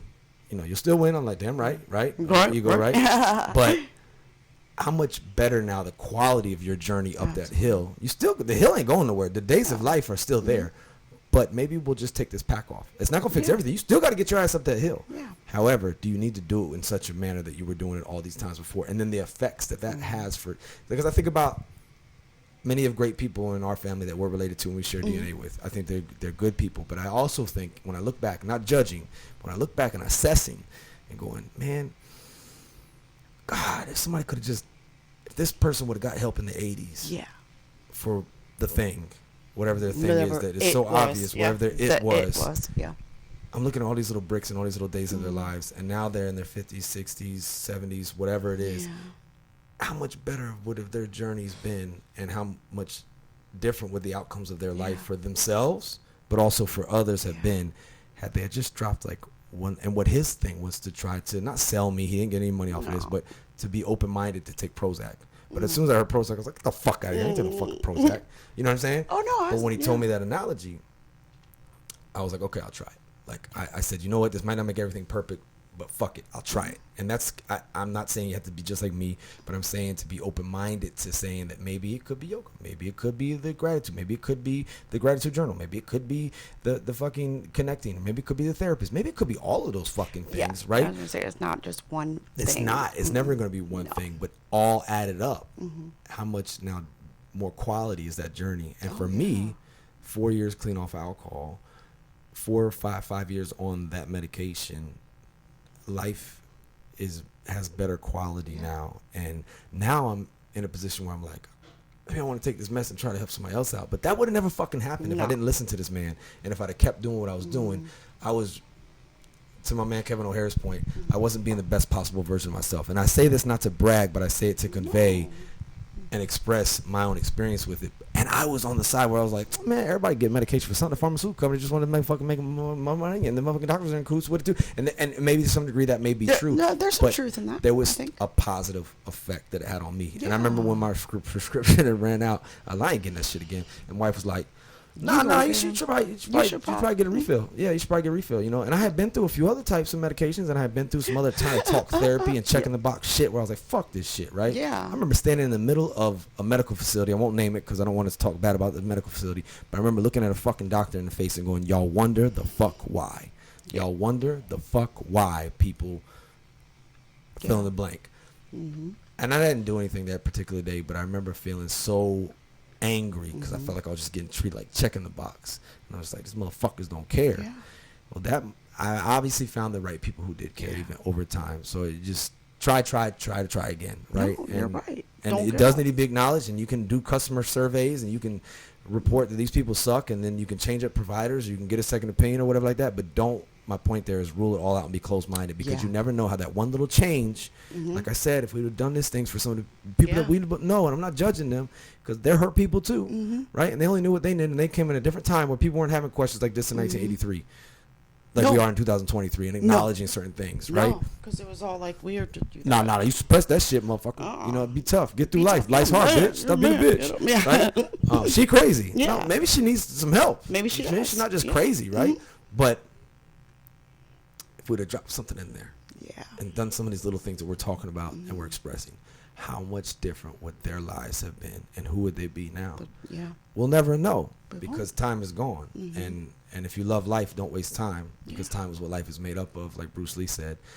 So try to think about those little things that you can do. And I know everybody's like, good damn, we fucking get it, dude. You just went on a rant. But I can't emphasize it enough that don't let perfect be the enemy of good enough. Yeah, no, you're right. And there is a stigma of medicine, and I think that you have to be your best advocate. You're your best advocate, right? Yeah.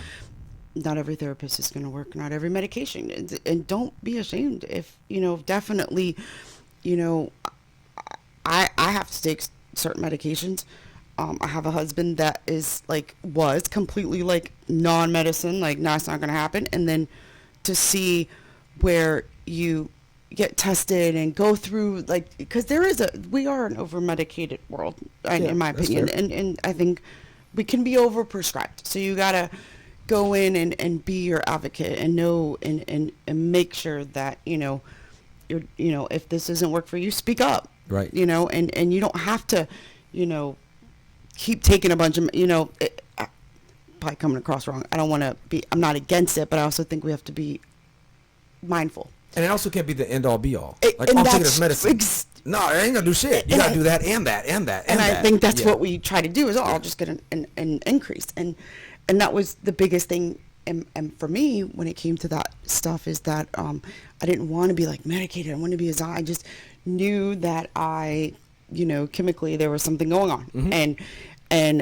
But even having a husband that was completely against it and then going off of it thinking, oh, I'm cured, to say, maybe you should Go. Maybe And you he's should the go one that's ahead. totally against it, but he was like, maybe you should try this shit again. Maybe you should go, and Everybody's different, babe. Look, he don't have no problem if I say there. I need to pick up this. Can you pick this prescription I got up on you, the boo. way? He's like, I got your refill. Like, I got you. Got some in my glove box right now for you. Yeah. But we've also had Sometimes it's like that. conversations Yeah. of where to not become, because we've also dealt with that in friends and families and close and loved ones that have, over medicated. Right, And so you right. want to find that balance to have kind of someone in your corner. Like for me, it's him, and it may not be. Maybe it's my cousin, and maybe it's, whoever, my friend or whatever, that can kind of keep you in check. Like, hey, maybe call you out on that. If So you're saying again, people need people? Yeah. Holy shit, breaking Need news, people. everybody. Community. Exactly. You need Community. people. Have Community. someone in your corner. Just be cognizant of it, because you are your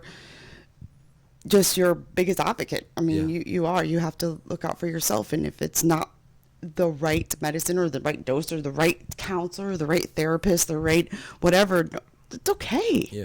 That's okay. Don't throw out the process, right? Because Yeah. you always got there was never teachers that, you didn't like all your teachers, right? right. And there's some good ones, some bad ones. There's good doctors and bad ones. There's, Yeah, for sure. there's corruption and everything. And so, because it's humans and it's imperfect. Exactly, Yeah. exactly. We know how to fuck some shit up. Oh, yeah. But if you say somebody want to go exercise and say the first time they ever exercise, they go do CrossFit, they might be like, what the fuck is this, right? Yeah. But you show them yoga, they might be like, oh, this is cool. Or running, or they might be like, that's not for me.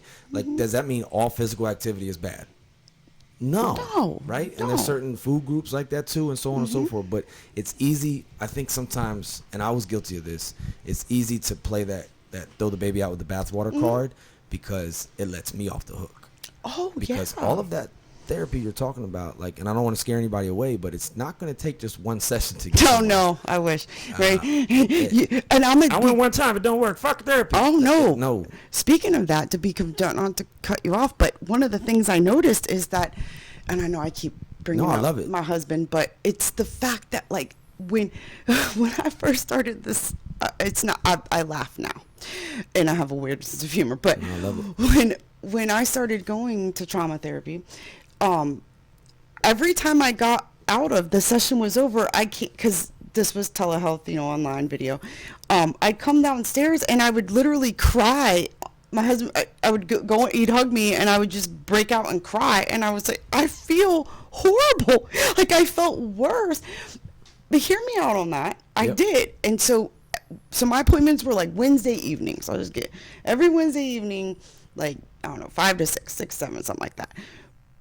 It became a routine that my husband and son knew, Mama's not cooking dinner tonight. We had Wednesday other plans, because Did mama sad night? my head felt heavy, my heart felt heavy, and all I wanted to do was go get in my bed and watch the Chicago shows, Yeah. the 3 of them that come on, because it wasn't that I just was spent, and each time, and I would say, how is this there? I thought therapy was supposed to make you feel better, but then, not right away. And now I'm not saying the next time was any better, but with time, Right. it was actually getting all of that out and talking about it. Yeah. Muscle has memory. You're reliving things, you're triggering things. You really are but with time, now I can sit here and talk to you about it, and I'm not going to go, I'm not going to go crawl in a corner or feel sad or depressed or Right. get tired or, so it took time. So what it was me actually getting it all out, and Yeah. it took time. So it doesn't mean if you don't feel better right away, that doesn't mean that it's done over with, I feel more. Actually, you got to do the hard part, and that is getting it out. And with time, Yes. it got better. And I mean, and like at this point, I don't want to say graduate. They don't say it. I say I Nah. graduated from trauma therapy because we got to a point where it was like, you're good. You're going to live with this forever. Right. But you're going to know your triggers, and you know how to deal with those triggers now. And I'm a phone call away, because it got to the point that because we had gotten through all the hard stuff, basically, and that like we'd get in there and talk about my sister just like me and you are. Yeah. And it was like she felt like she was in a good spot. Be like, oh, I had a moment and like I couldn't breathe, and I did the technique with your arms and your hands, and you take the, more deep breaths out than in, and she taught me things, and to this day I still have to use them. And she's like, I'm a phone call away, and you know what? Sometimes you're gonna maybe need a maintenance. Yeah. And so we were to the point that she didn't. She could have kept stringing me along and taking my money. Right. No, but she was a good one. But she was good, and she worked for me, and that was like 4 people later. Right. I mean, I'll tell you, many years ago, I thought I went to talk to someone from our things that happened as a child. This guy told me to talk to a chair. And I just got up and walked out. I said, I'm not talking. That chair is this person that I had some regression to. Okay, that's just not real. Maybe that works for you, but talk to this chair. I'm going to yell at this chair like a real chair. I was like, chair? yeah, this session's over. I know I'm back there again. Yeah. So it's not for everyone. No, Maybe it's not. some people get down talking to the chair. And it's not, you're not going to walk out of there and be fixed that day. No.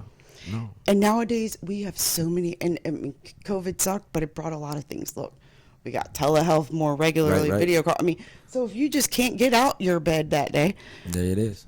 Lay down some Zoom or just on some Video. audio. Right? Audio, yeah. No, it doesn't. I appreciate you saying those, different ways of approaching it with the resource that we have. That there was some silver lining, Yeah. and God rest everybody who lost, Of and course, all yeah, the challenges not- and no, that was- impacts it had on all of our structure. But it did bring to light that there's some ways to get things done in manners that we didn't know before that we could get things done, right? Yeah. So don't rule anything out, right? Like just try, but don't believe the hype when you hear someone else downplaying, or in my line of work in service, there's a lot. I know some people, right? They'll say, well, I didn't get selected for this duty, or I didn't get I wasn't allowed to stay in on active duty because I sought help for mental health. No. You're saying that to save face, fucker. You're not staying in because you suck at being a Marine or a soldier or something. We don't want you to stay in no more.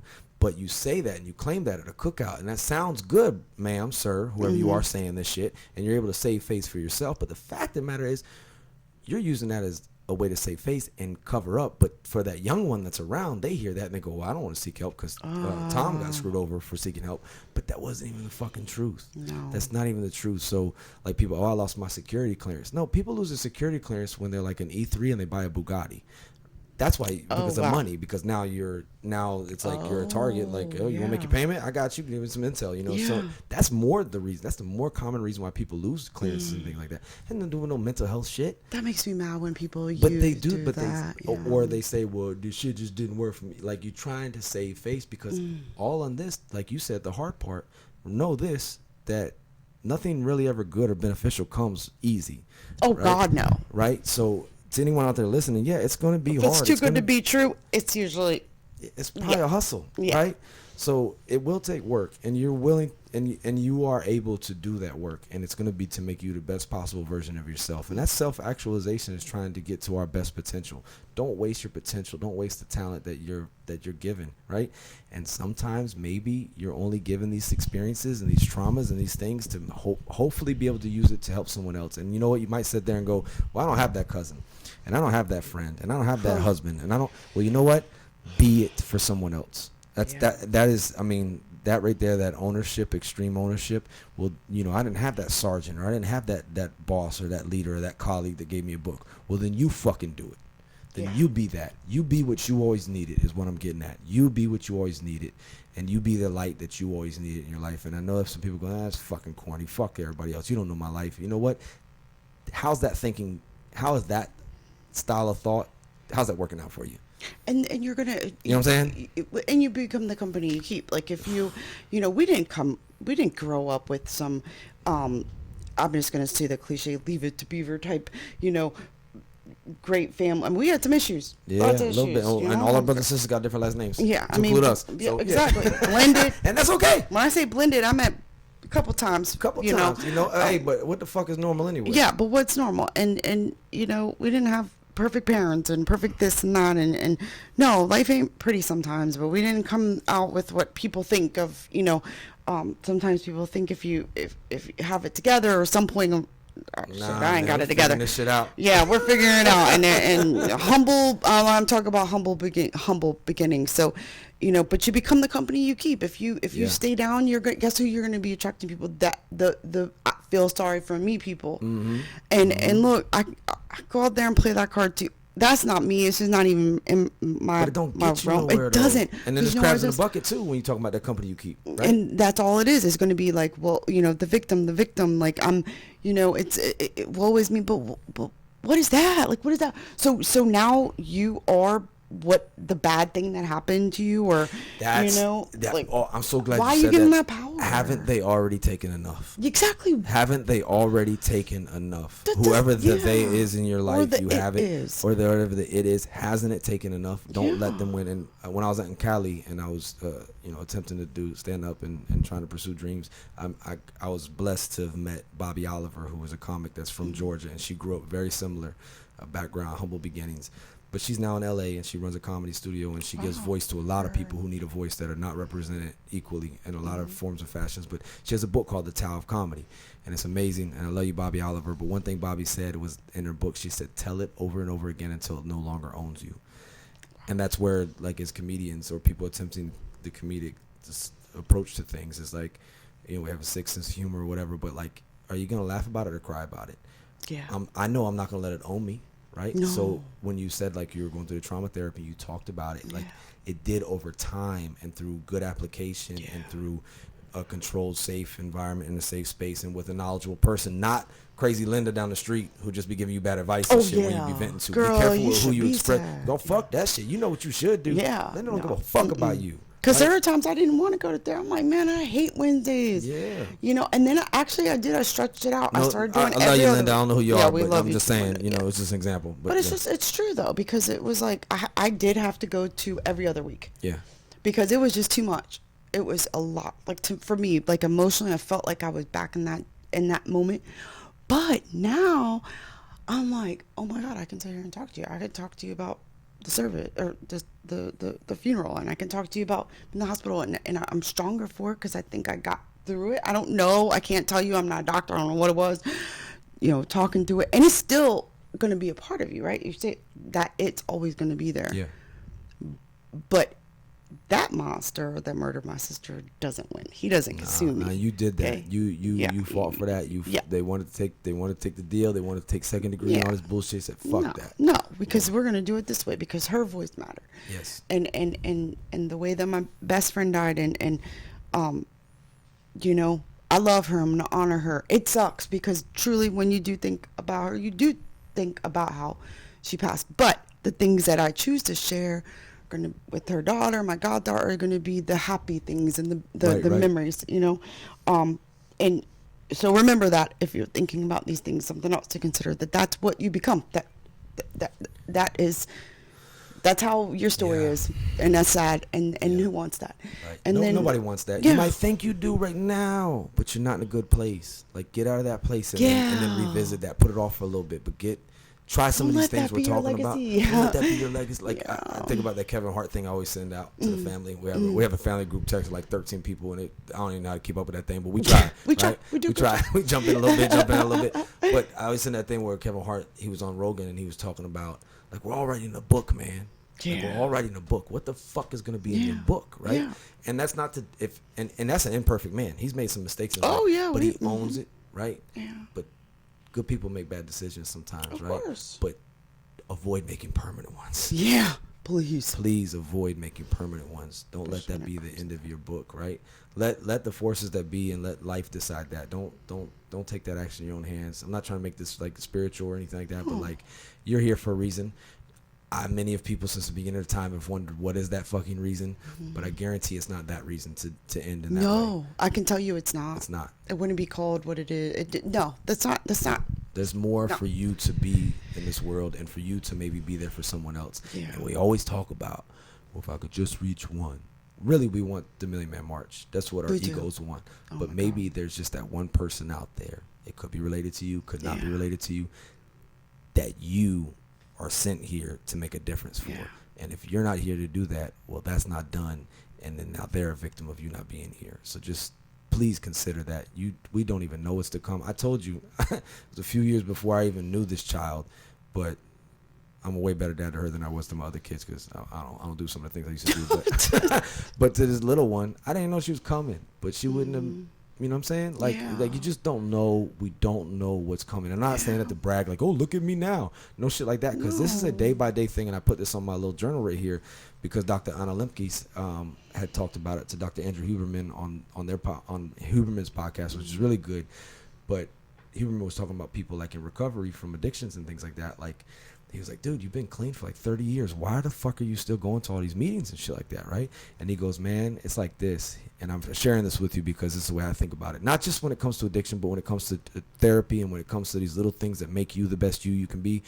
He said this. He said, no matter how you drive, how far you drive on the road, no matter how far you drive on the road, think about this, you're on a road. You're always the same distance from the ditch. Wow. And that is why we're doing these things, and this is you have to stay on yourself, right? You find your triggers, and you know what ways to not put yourself that's going to bring you, because you could be like you said, you're 30 years clean. What the fuck, man, right? There's a lot of people that relapse when they get like their chip for a certain thing, because the only way they've ever celebrated was by doing said thing, right? So like, and good times remind them of this, and that's a trigger in itself. So you have to be aware and mindful of all these little things, and I'm just using it as an example, but it can be applicable to all of us, right? And Dr. Anna Lemke, she was on that podcast. It's really good. A book she wrote called Dopamine Nation. It's really good in our modern times. But no matter how far you drive, you're always the same distance from that ditch. So when I hear that, I think about what Mad Dog Mattis used to say when we were in Iraq. He would say, "Complacency kills. Don't get complacent. You are what you do today." Right. So even in your mistakes, you are what you do today. Not what you did yesterday. So you might have some glory from yesterday, but you're gonna fuck around and be Uncle Rico and Napoleon Dynamite, talking about how far you can still throw the ball, and it's like all these years later and you living in your grandma's house, right? Yeah. Hey, you are what you do today. Stay focused every single day. And these things, these cornerstone habits or these cornerstone practices and things, like you might miss them. You might miss the mark some days. Oh yeah, you're going to. They're not even like you're going to miss the mark some days. You're gonna have, like, today I feel I'm in a good place. Probably in a couple of days when it's her, you know. Yes. I don't know what you call those, death anniversaries or what, you know. Maybe might have a moment, and maybe not. Maybe I'll just have a real shitty day, and it's just gonna be one of them days. But the next, reset it. I don't know. Yeah, Monica said it's just one of them days. I mean, hey, it could be. You never know. Yeah. And then it could be a great. I mean, you don't know. You don't know. You're gonna have setbacks. You're gonna miss your mark sometimes, and that's okay. Sometimes I kind of heard this analogy that, like, when you, like, I always feel like, used to feel like, and still do sometimes, is like, okay, I got this whole house to clean, or I got this huge pile of laundry, and it's like, if I can't get it all done, I'm just not. I don't ever feel like, oh, it's too much. I don't know where to start. And I have to, this is a constant for me. I have to tell myself, start where you are. I have this little drawing somewhere. Start where you are. Yep. Just, you know what, if it's a half a load of laundry, if it's start where you are. I always really What's that next step? You talk a lot about laundry, though. I do. It's because I'm looking around. I'm like, oh, I see dust here. Got company. Because those are the things that, like, were important to me at one point in my life. But and they can't be the most important things. But they can't keep you going, though, because it's like that Admiral McCraven, the make your bed thing. I know you probably heard that. The whole make your bed. Make your fucking bed, right? If you do that, you feel good about your day. And there were days that's all I did was make my bed. And I mean, then, like, you know, like, tried to do other, but I mean, that's what I felt like the biggest right. What's your priorities? What's important to you? Maybe it's just that one exercise session you did today, or it's that journal entry. Yeah, you know, I ain't got down to the exercising thing yet, but we're gonna get there. I'm just kidding. We're all a work in progress. We are, right? And that's what I'm trying to say. That it may sound like we got it all together, but you're gonna miss your mark, and you have no idea. And I'm thankful because a lot of times I talk on here about, you know, my mistakes and my like mistakes I've made, but I don't reference a lot of, like, childhood stuff and all that kind of stuff because I never want to come off. But I appreciate you validating that, like, just the fact that, like, we come from humble beginnings, that everything wasn't just handed. Everybody has their own yesterday, so I'm not taking away from anybody else's. Oh yeah. But what you see is not always. You don't know what somebody's yesterday was, so don't be so quick to judge or think like, oh, they got all their shit together. Like, you don't know me 20 years ago, and you don't know me 30 years ago, and you don't know me 33 years ago, and so on and so forth, and who I come from and what I come from, and you know what? I don't hate on them, and I don't judge any of them who have hurt me, because I realize now, and looking at everything with a compassionate and empathetic heart, that they were hurt too. Hurt people hurt you. Hurt people, They man. And if we don't like something, we have to do what Dr. Maya said, which is change it. Yeah. If you don't like something, change it. And why don't you be the one in your family that breaks the cycle? I hope that we're doing that with our kids. I hope we are, and I hope we're showing them that it's okay not to be okay. But I had an episode with Sippy Cup on here, with Lil Man. Episode 7 is me and him talking, and he's even telling me in middle school that kids are like, nah, seeking help, that's some bitch ass shit. So this stigma shit has got to fucking go away, and it's at all levels. It's all around us. It's not just. And you would think we were in a better place in 2023. That is, there is more emphasis on mental health. Yeah, there really is, and I would think that we were in a better place. You would hope. I would hope, man, because we can prevent a lot of losing people. But last year, active duty, United States Marine Corps, 63 deaths by suicide. Already this year, and we're in mid-30s, and it's fucked, man. Oh, I'm gonna say this. It ain't no radical terrorist organization. It ain't China. It ain't Russia. It ain't. But it is us. one of our top 10 just in just the United States. Yeah, we killing. We are literally killing. We're literally our own enemy in this. You know what I mean? And then we reinforce that because our society, we're like what to say and shit in like them forums and like in the PowerPoint. Oh, of course. But then as soon as like the PowerPoint production's over, you're like, yeah, y'all need to go back to work. Stop being a bitch. And there are some times we have to push through things. That's how life is. Oh, yeah, you're gonna have to. You can't play that card. But if somebody got a broke leg, you're gonna be like, get help for that. You need to fix that shit, right? It's the same thing. It really is. It's the only difference is you can't fucking see. Somebody's broken, whatever that thing may be, and like I said, I'm gonna say it again because I want to reiterate it, because a great mentor of mine, Chris Amacio, Sergeant Major, just retired, but he said, if he ain't said it in 60 days, he ain't said it all. So reiterate, right? We are all broken in our own way. That's what General Nellis said, and we all need help at times, and it's critical we understand that and respect that. We never get over it. No. And for good reasons sometimes, because a few years ago I lost Chris, a sibling, and he was killed and died in an accident and left behind 3 kids, and that was my brother, and I don't want to get over it. I don't want to get over him. You know what I'm saying? Like it's a beautiful pain. It is. That Eminem song. Of course, I'm gonna be the stereotype of quoting the Eminem song. Right? But seriously, that song for me helped me out a whole lot, because I realized there's no process, there's no end state to this. We will never get over it. No. And you know what? When I think about it, I don't want to. Yeah. But I also don't want that to be like, oh, he's the one that lost his brother, and that was the end of him. Exactly. Right? Like, I'm the one her sister died. Her sister was murdered, and her best friend, Nah, you were the person that went through all of that and stood up and still made it through the fire and was able to help other people and show that you can get through these things. Yes, it happened, and it fucking sucks. Fucking sucks, and it's hard. And it's hard. And you know what? And one thing you said to me one time, and at first I gotta say, when I read it, I didn't get it, and I was just like, huh? But then something, it popped up, and it really made me think.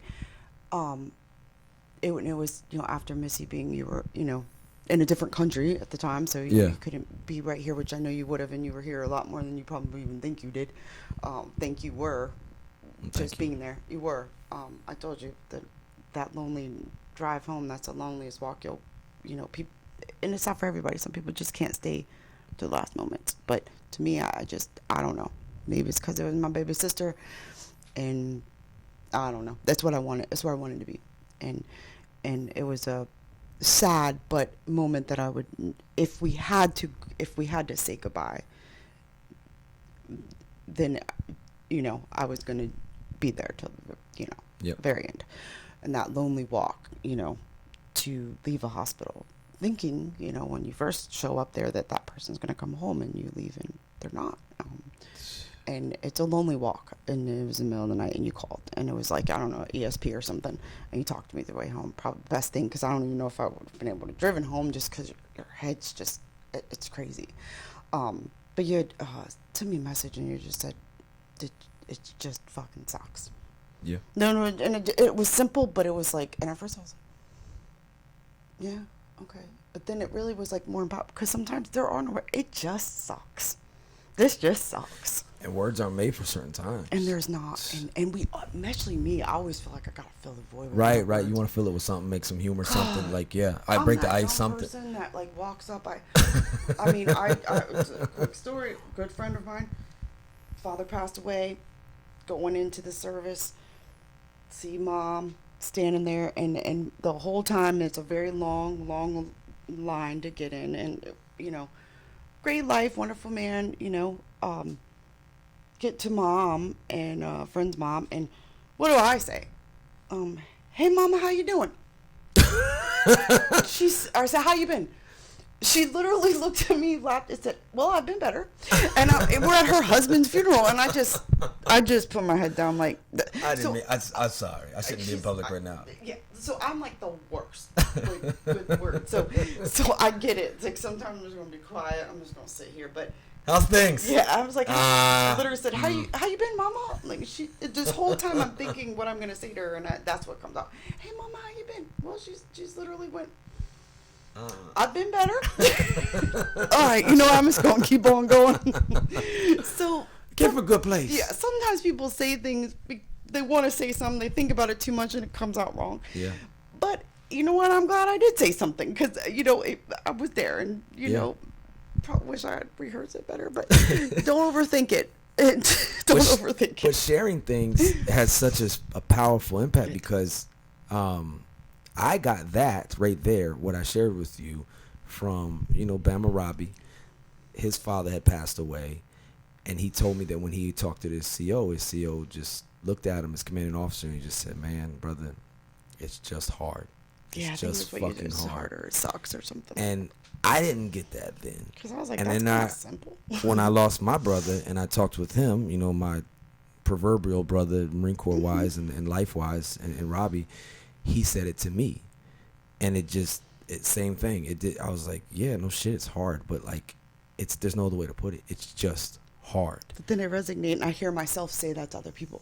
Right. But then this is what I'm saying to anybody out there listening, how the ripple effect of positive in these tragic times can be, because that CO said it to him. He said it to me in my time. She's expressing that I said it to her, and somehow people are helped through all of this. And And it I've came said it with to one, people. it started with one leader. One and just happened to be he was in a leadership position, but Yeah. you don't need to be in a formal commanding No. officer position to be a leader. If you're affecting people or a situation, you are a leader. It doesn't mean you're a good one. That just means that you're Exactly. affecting people or the situation. So you might as well have a positive effect. Yeah. But look at what that positive effect that man had. I think that was 2000. Forgive me if I'm wrong, but 2008-ish. Wow. That happened with his father unexpectedly. Oh, wow. And then still, literally 15 years later, it's just hard. That quote is still resonating and echoing. Yeah. And we never know who might help right now listening to this. So that's why we're doing this, is to be vulnerable and to try to share things, to maybe hopefully be a light and to honor these people that we have lost by giving their stories voice and their lives voice, but to celebrate their lives and to hopefully never lose anyone in those ways again. There's some things we just can't prevent, we can't avoid, but I think every single death by suicide could be prevented. 100%. I think every single murder can be prevented, Yeah. right? 100%. Every single domestic violence situation can be prevented, because these are hurt people and a lot of times hurting people. But once you cross that line and now you're the asshole and now you're the monster, Yeah. you got no more fucking alibi. There's no excuse because you just fucking hurt somebody. Yeah. I don't know what that means for you, but you know what I'm saying? Yeah, no, that instant, you have to think if even in people that have, murderers, like when they get, do they sit and regret, Yeah. like you just ruined the ripple effect, you ruined your life. Yep. That person's life is gone. Was it worth it? Well, And then what it's about your never- family? What I don't about think your- anybody ever says it's worth it, right? Like it never. Yeah, It's like- it's never. It's Is there never anything worth in that, even in suicide as well? What is that serious in that moment? Right. In that heated moment of passion? Because I think you have to be in a moment of passion. Right. Doesn't mean good passion. Right. to take your own life and to No, it take is, and that's someone what I was else's. saying. That Yeah. they were showing this the stud or like analysis from bodies, and they can see the stress levels and stuff like Oh, that. Like yeah. they were at their peaks when they made these decisions. Oh, So it was yeah. obviously in those moments of passion, fury, whatever you want to say, whatever it was intense. Yeah. It was an intense moment. So you can just walk away from that intense moment, Mm-hmm. and maybe just live to fight another day, Yeah. another hour, another minute. Minutes make seconds make minutes. Minutes make hours. Hours make up the days of our lives. So use them wisely, right? Mm-hmm. That's easier said than done. Of course. That's so much easier said than done. And don't think that we're speaking here. We're not accredited. We just been through some Yeah. things. You got no and we're hoping. degrees of like Nah, I toxicology mean, you or can definitely doctors, Google those types of conversations and read those books and stuff like that. But we're trying to be real and honest people to talk about real fucking subjects Yeah. that need attention. And I think we need to be okay with talking about it, Yeah. with acknowledging each other's pains. Not coddling anybody, not babying anybody, but being there for each other. There's a difference between caring and coddling. Yeah, big difference. And Yeah. there's a difference between empowering and enabling. And giving yourself grace Yes, and being a victim. there is. There's a fine line. It's a fine line, right? But I would argue be a victor. It's like with people, Yeah. people who suffer and are victims of sexual assault and Yeah. and those horrific things of all into pertaining, right? They call them survivors. Yeah. Afterwards, survivors, and you could be a survivor and a thriver and a victor, or we can definitely be victims. But who's that going to help? It surely ain't going to help you, Yeah. right? And I think about I got this on my wrist right here. This All Things Considered, the great Wolfie, Colonel DeWolf, who passed away. Yeah. But I think of Miyamoto Musashi's quote that just happened to come from Japan, so ancient warrior. But he said to hold it all together when everyone would understand if you fell apart. Yeah. That's true strength. Why not do that? Yeah. Why not have that positive effect on others? Yeah. And show your resilience. Yeah. Because resilience doesn't mean you're not going to go through things or you're not going to suffer pain and stuff like Mm-hmm. that. But resilience is being able to withstand it and to endure and to learn how to Yeah. cope and live through it. And to not be disabled by it and to help each other through it. Mm-hmm. Pain shared is pain divided. And that's once again me quoting this letter on mental wellness. I don't care what your affiliation is. You can Google it, but that's from General Robert Neller, the 37th Commandant of the Marine Corps, dated 20 May 2019. And that was in 2019, so that's 4 years ago now, when we had a spike in death by suicide. And we're still having the same fucking problems, still, right now, 4 years later, right? And these things can be prevented. Absolutely. I know I get to tangents, and it's like, okay, man, let's say it over and over again. But hey, like the mentor of mine, Christopher Masio, said, if you ain't said it 60 days, you ain't said it at all. Yeah. So we have to reiterate, and then we have to stay focused on it and don't get complacent, because if you don't deal with your shit will deal with you. And it's got to be a working process. Yeah. And maybe you're on meds for a little bit. Maybe you go to therapy for a little bit. But then Yeah. maybe you do those, what'd you say, maintenance, right? Maintenance, yeah. Yeah. You might need a maintenance. You might need a check-in, and that's okay. And it's okay to be not okay. It's okay sometimes. to not be okay. But don't stay there. Don't stay there, man. Don't stay Reach there. out.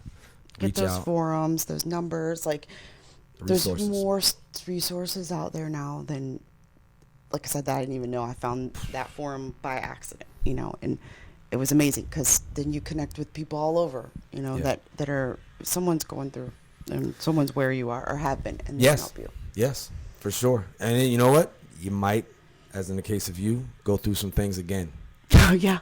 right? Absolutely. And maybe those things that you went through before prepare you for that, right? And what ought one to say as each hardship comes? Epictetus said this: we were practicing for this, we were training for this. Yeah. Those hard summers turn into, I don't even know want to say it, but look, you prepare yourself, you get stronger, you move forward, but you got to do it. We got to do it together. People need people, and we have two people staring at us awkwardly. One's eating a cheeseburger, and the other one's just looking weird at me in a hoodie. But these are our seeds. These are our offsprings right future. here. This is our our future. Tomorrow's their future. Yeah. I'm just listening. But no, I mean, but hopefully we're setting a good example for y'all, man, and y'all listening. Like, you can go through shit in life. You can feel like it's gonna last forever, but you keep moving forward, and together we can get through this together. Yeah. Um, Make your next best decision. I want to tell you, I appreciate you and the example you set for all of us. Aw, Strength thank you. and resilience to keep moving forward, keep smiling, keep laughing, keep shining. But what is to give light must endure burning from time to time, and you've definitely endured a whole lot, but you also shed that light on others, and I love you, and I appreciate you for so much. At one point, we shared a bedroom together when we were, well, you were an Always elder did. teenager, and I was younger, and I had a Michael Jordan cutout, Oh yeah. the little cardboard yeah, cutout. It's weird. And Sharing a room. you wake Yeah. up middle of the night and you scream because you see Michael Jordan. Yeah, It was you just did scare me silhouette that. of this Cardboard 6'6" cutout. person, That's scary. right? Yeah. So you're welcome for that. Yeah, I appreciate that. you know, Yeah. But no, I always say serious- we grew up. It's my cousin. We grew up like siblings because, man, humble beginnings is you know, an like when we understatement. move from a house, we stay with y'all. Yeah, y'all I move mean, from a house, you stay with us. you know, know we what I'm live saying? together a lot. Our I mean, parents just were- till we get on our feet. Just till we get on our feet. Just till we get on our feet. Definitely. And we were always like together, dealing with it, you know, and we can relate. And you've been through some shit too. I mean, look, your brother, you know, you lost Steph too. I mean, yeah, and you lost Missy too, you know, and shit just sucks sometimes. It does, man. It And does. you keep me sane. You give me, you call. I don't know. It's like you have ESP. And take- you tell me sometimes. I just feel like something's not right, and I'm like, damn, how does he know this? But it's true. And you send me a funny joke, or you just listen. I remember that morning. I don't even got that long ride home from the hospital in the middle of the night. And I don't even know everything I said. I know it's probably rambling, but you just listen. You just listen. So I got home and I was in my driveway. Then you were like, okay, you don't go to bed. But you kept me up, kept me safe getting home, and yeah, I couldn't have done it. Steel sharp as steel, my sister. Like it or not, we all we got. Yeah. That's just how it is, man. But we get through it together.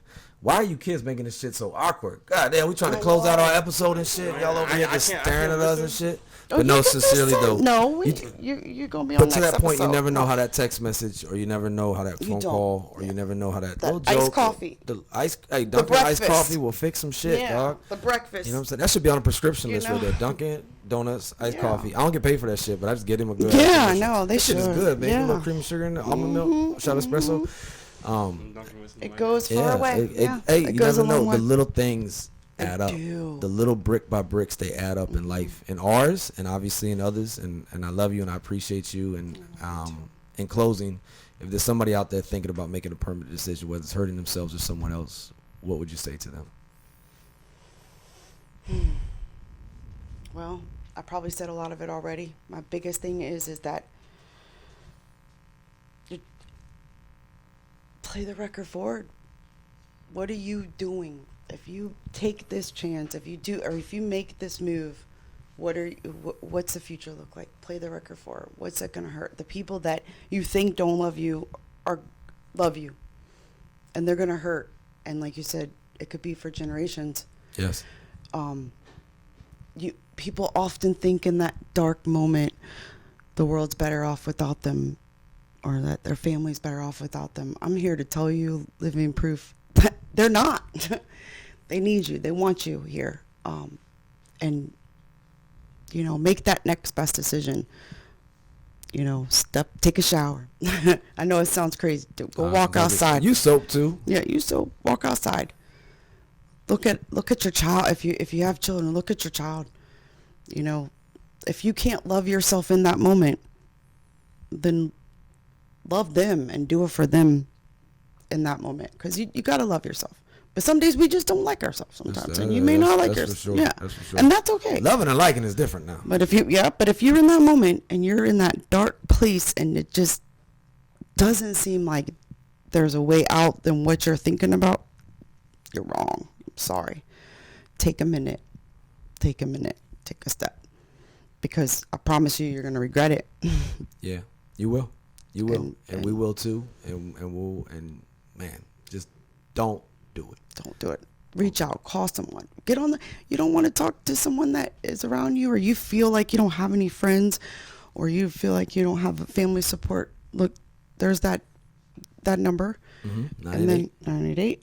There's also forums. Like I said, you can go on and go on different forums. People have been in your shoes.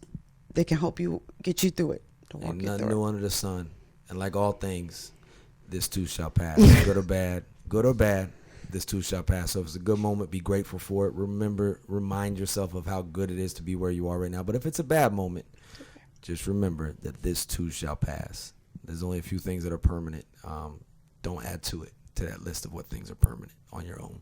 All right, free will is hard to deal with, but make good choices, my friends. All of you out there, I wish you nothing but the best. I wish you nothing but success and love and good things and everything like that, but make good choices. MGC, if it's a dark moment, we just speak to some resources, but MGC, move, express some gratitude and connect, because like it or not, we're all we got. This too shall pass. It takes a village, and I appreciate you. I love you. Love you too. And we do share DNA. We're on 23andMe. We're connected. Yeah, we do. I think we're the Yeah, only we ones are. in our family that took that test, because nobody else pop up. They too scared. They too scared. They scared that they don't want the DNA being in no system. Yeah. Humble beginnings. Humble beginnings. I told Pop he should do it. He's like, I don't know, no child support coming out. My dad thinks it's a conspiracy. The government gonna set him up for some crime. So you know. There it is. Yeah, There it is. they're Y'all. gonna- Hey, to each their own, man. Hey, Yep. but good or bad, this too shall pass. Lady Di, I love you. I Love you appreciate too. you. Thank you for spending time with me today on this. Of course. Thank you. Anytime. Hey, and if y'all want to hear some more Monchichi Rex, here it goes. Second Winds. No better name for a song on a Resilience podcast. Monchichi Rex, man. Y'all can look him up on SoundCloud, Spotify, Apple, all that stuff. Thank you, Rex. And to all of you out there in the world, make good choices. Be there for each other. Maybe it's just an iced coffee. Maybe it's just a text message. Maybe it's just a hug or just listening. But be there for each other. You're not alone. You matter. I promise you. This too shall pass. Much love. And we are sponsored by nobody. But we are always inspired by that First Amendment. If you don't like something, change it. If you can't change it, shut the fuck up. No, I mean, change your attitude. This too shall pass. Much love to y'all. Make good choices.